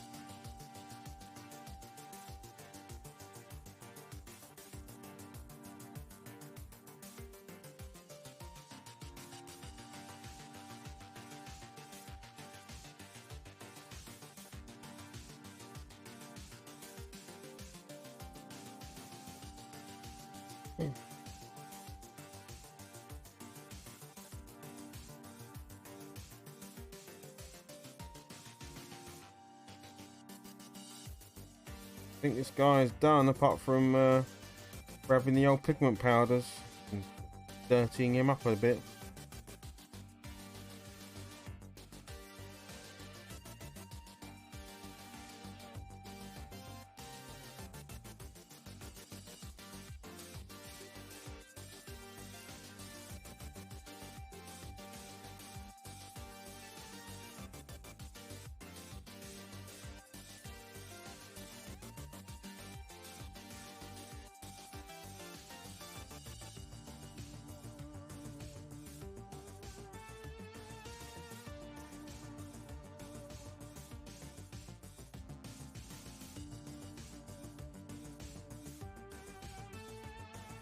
Right, let's do that last bit then. Whilst he's drying, go and get set up. I'll clear up a little bit, and then we'll grab the pigment powders. We'll do that, and then these models are done. So I reckon we can finish this evening. Get some paint to put away.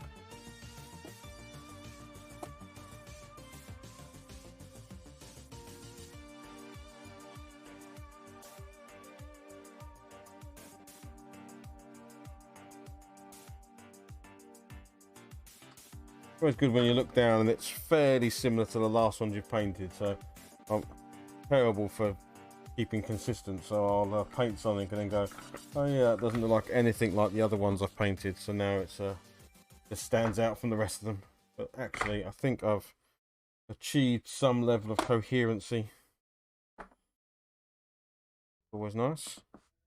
Right, so I'm going to move you out the way, move you out the way. You need to dry, so you can go over here. I think you are fully dry now. Yep, and stuck to your base, which is good. We'll grab some stuff.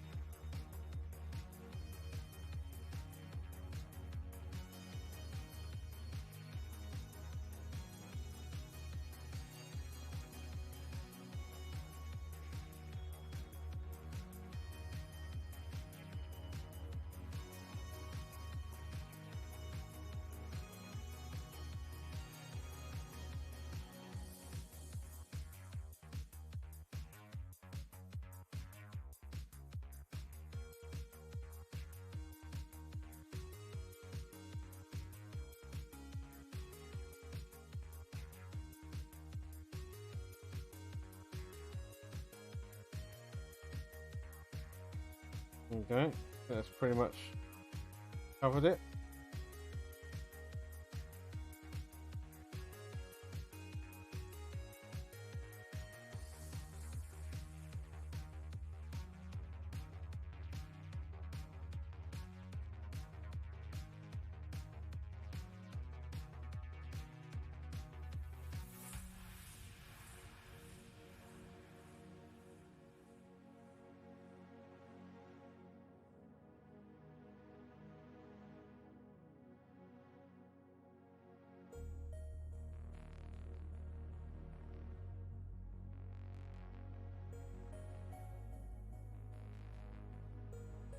Oh, what you done there, Tough? Let's have a look. Let's have a look at this. Awesome. Very, very cool.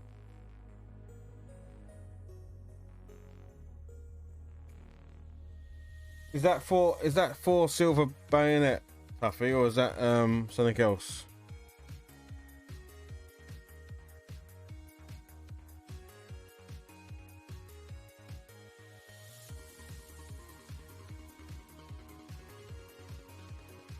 Yeah, so these two,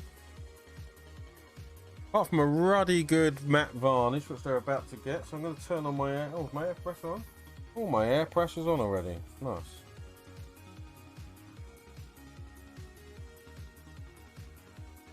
Ah, it's the Epic one. I thought it might be. I was looking at it thinking it was. I was either going to say that or Epic. You managed to pick up the sprue, did you? I didn't get to pick one up, so didn't get a chance. I'm hoping Charlie at Warlord Games needs a bit of my help from my actual technical help, and I'm hoping because I said to him, he wanted us to do. You haven't got to pay me. Of course, you haven't got to pay me unless you want to pay me in some plastic. So I'm hoping if I can lend him a hand with a few things, might find myself with an Epic box when it comes out in January.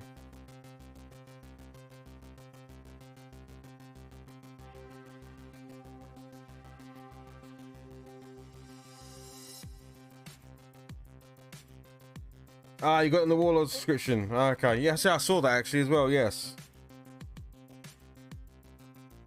Yeah, they said they were giving out 100 sprues. That they had 100 sprues to give out, but I also did notice that you could get it if you subscribed to the old magazine.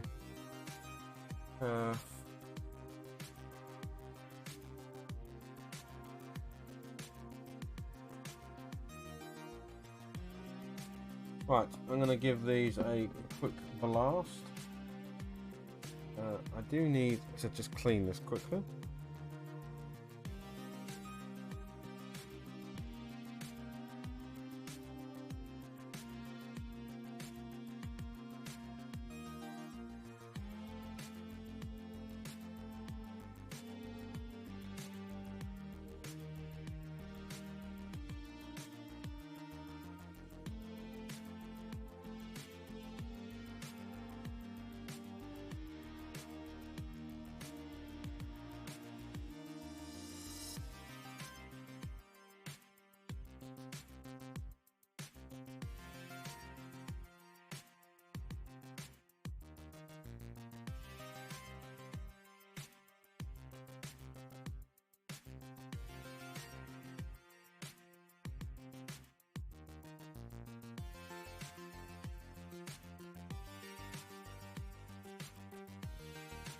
Oh, okay. Charlie did say what some people have been doing is leaving gaps in lines anyway, just to break it up a little bit so it doesn't look so ordinary. He says he has seen people, put 3 on a base and so on and so forth.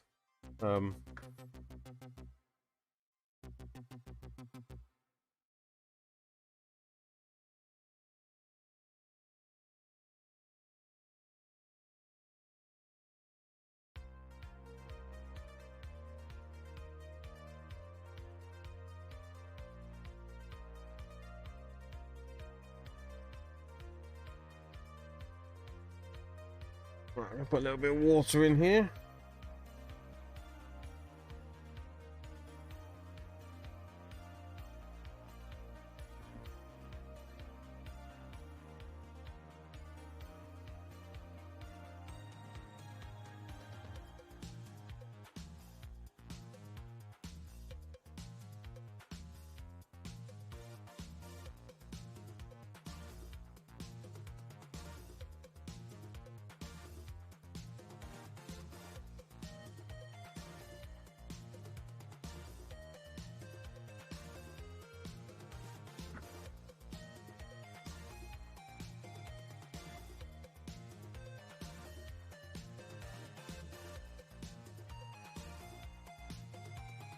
As always, I will be grabbing the AK Interactive Ultra Matte Varnish, and as always, I'll say if you're going to paint with contrast paint, do make sure to put a matte varnish over it when you're finished, because it takes the shine out of the paint.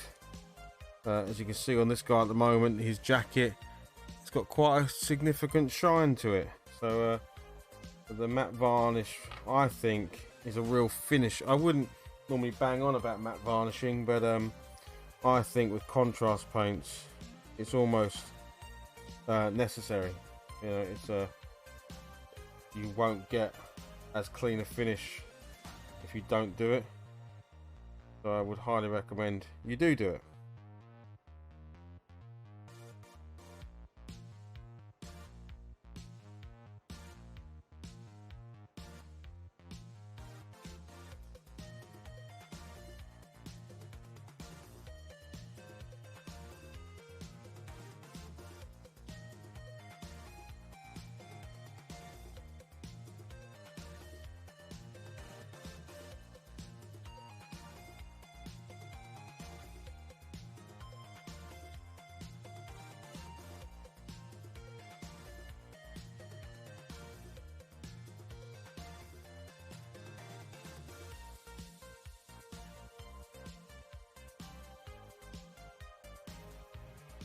Yeah, a lot of people do that, Tuffy. I've never...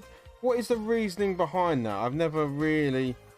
I've heard people say because it's better protection for miniatures, because gloss varnish is quite good at protecting paint, and then you go over the matte, obviously you take the varnish, the varnish out, the gloss out. But I've never really understood why double your workload, really, I guess.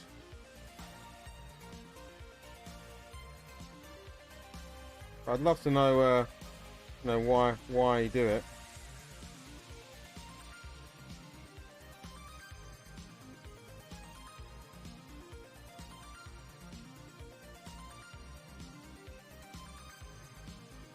Yeah.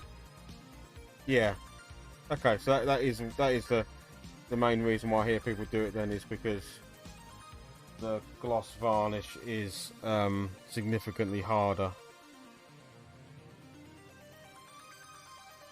Thanks, Tuff.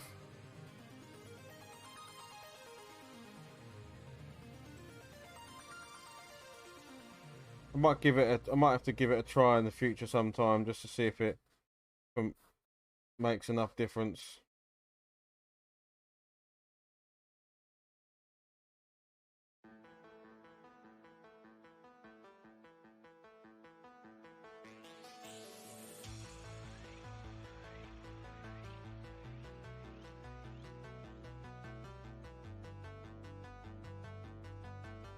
I've made a slight mistake on these. I realised I varnished the model and the bases separately, so that I didn't hit the flight stick with varnish. But I'm not going to try and correct it now.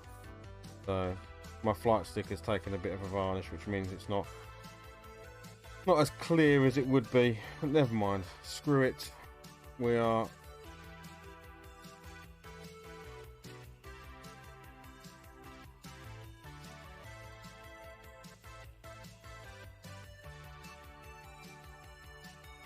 I'll never be bothered. Yeah, I guess that's probably the reason. Yeah, it's a good reasoning, Tuff. They're going to get manhandled a lot, or even lady handled, or even non binary handled, I guess, all the terms to cover today. You can ensure that they don't get wrecked too much. Right, I need a bit of kitchen roll, I think.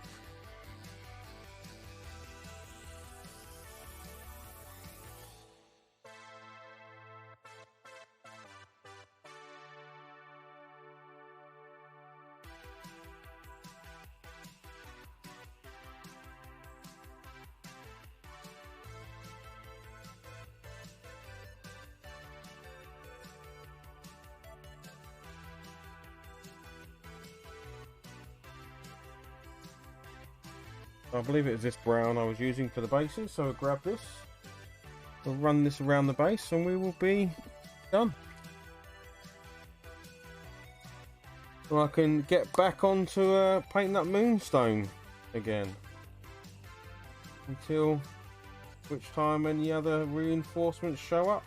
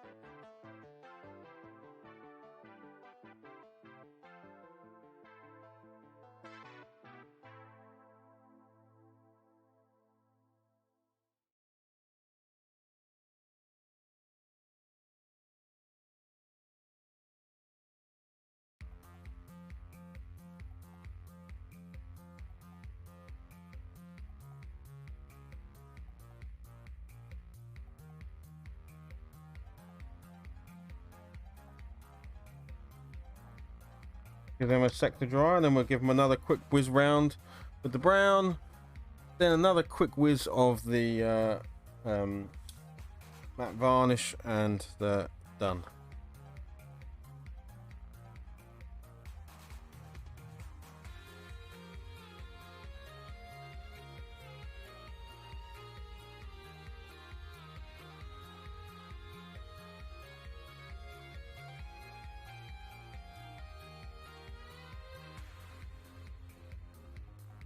Yeah, it's a little. This one is coming out a little bit darker. I think I might have gone a bit heavier with the airbrush when I was putting the Talisar blue over it, but it's not. It's not horrendous. If I put them side by side, you'll be able to see.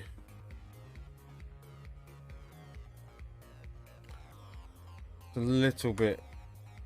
Not to my. I mean, yeah. Even on the camera, you can see this one is slightly darker than this one. But hopefully not so much that it stands out like a sore thumb. I don't think it does.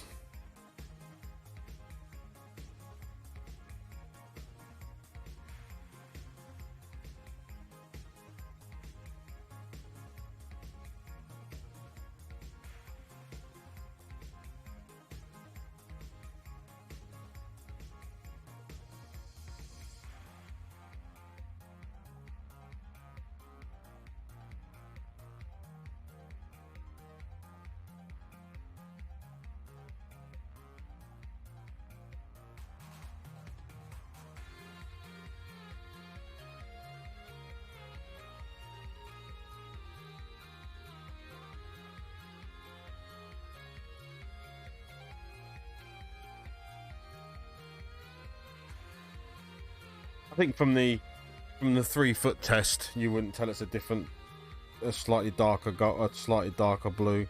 I think from the 3 foot test, you would say those were both the same vehicles.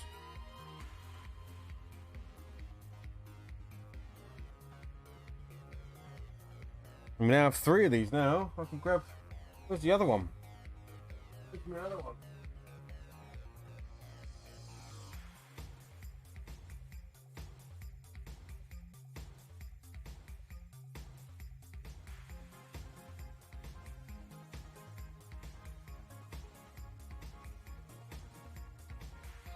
Can be joined by his buddy. Little convoy of iron horses coming at you.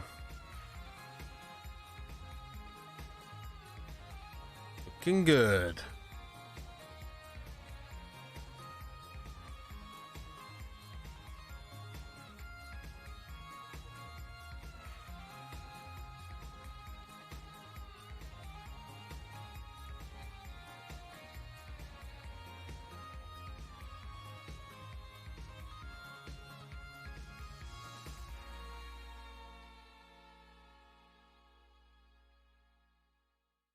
Thanks, Jim. Yeah, I think I like them. They come out right. They're, very much. Of some of the paint jobs on the project system for this has been amazing.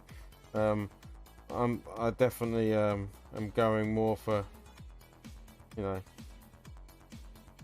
tabletop standard because this is a project I'd like to keep on top of. If more stuff comes, I want to be able to sort of, not fall behind. Be able to get the force up and running fairly quickly, and I think the scheme that I've gone with could allow me to do that fairly easily. As we've seen, what's it been, 2 hours and 30 minutes? 2 hours and 30 minutes, and we've got these 2 done, so that should be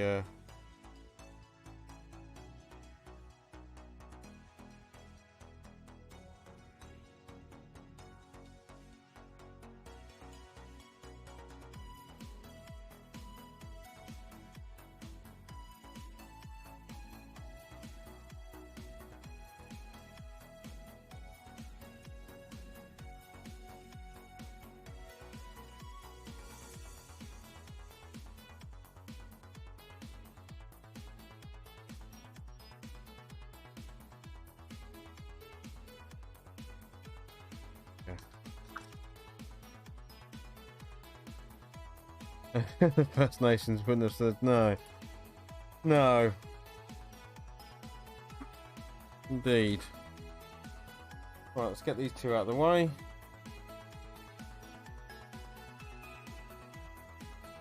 Let those bases dry.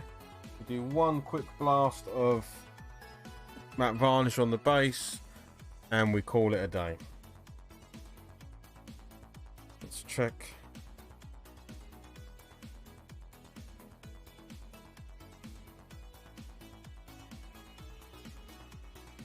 Everything's alright with the world.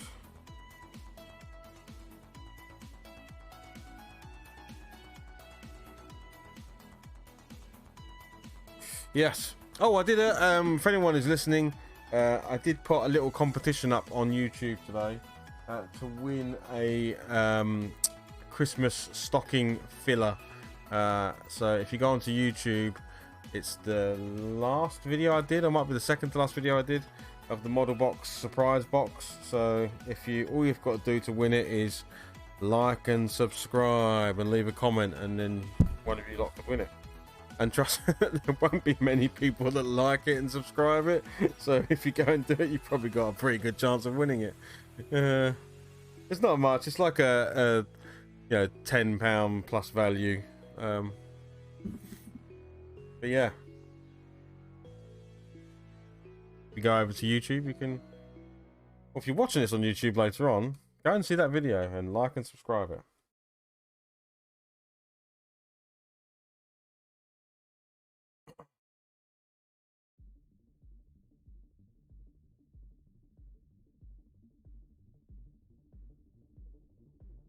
Where did I literally just put that? Over there. Look at that.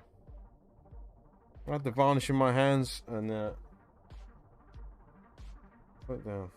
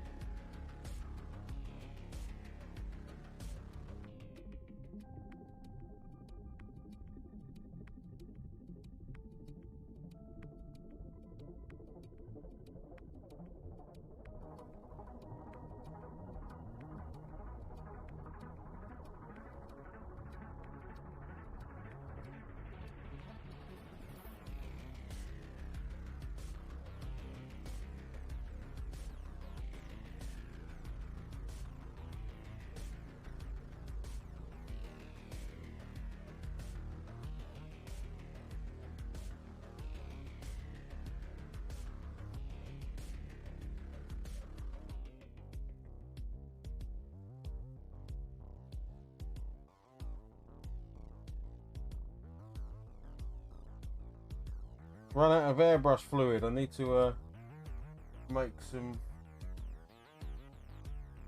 new stuff. Cool. Build it up too much.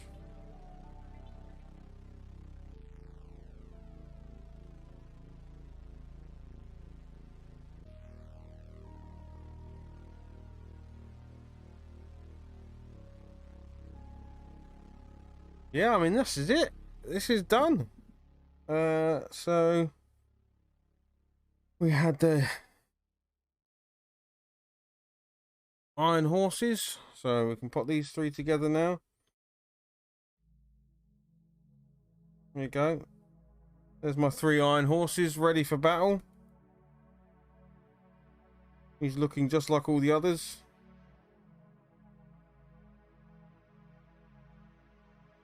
Kept some of the dust on the bottom, so he's all dusted up. And he goes nicely alongside his pals there to bring some death and destruction down. And then if we park these over to the side, I can then bring in the Iron Eagles.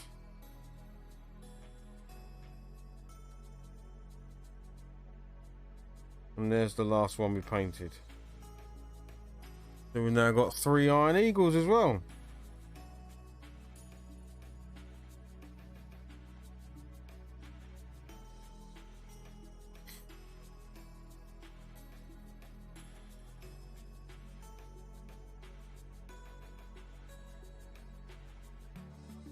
That's it.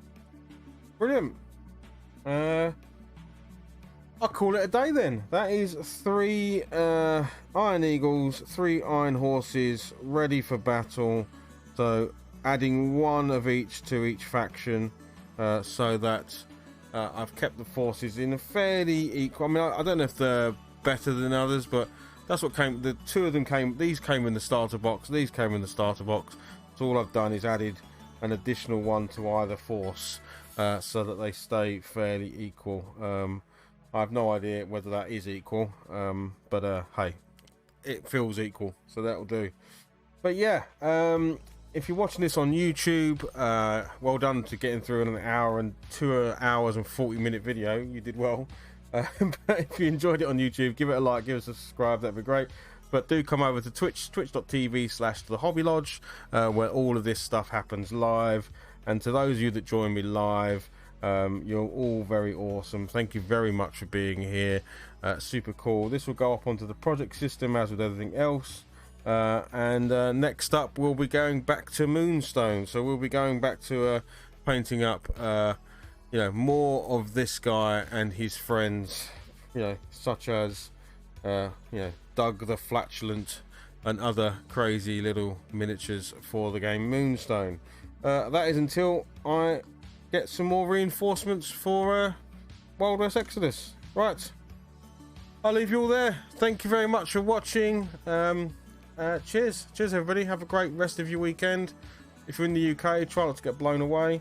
But yeah, cheers everyone, bye, thanks everyone, bye bye bye bye bye bye.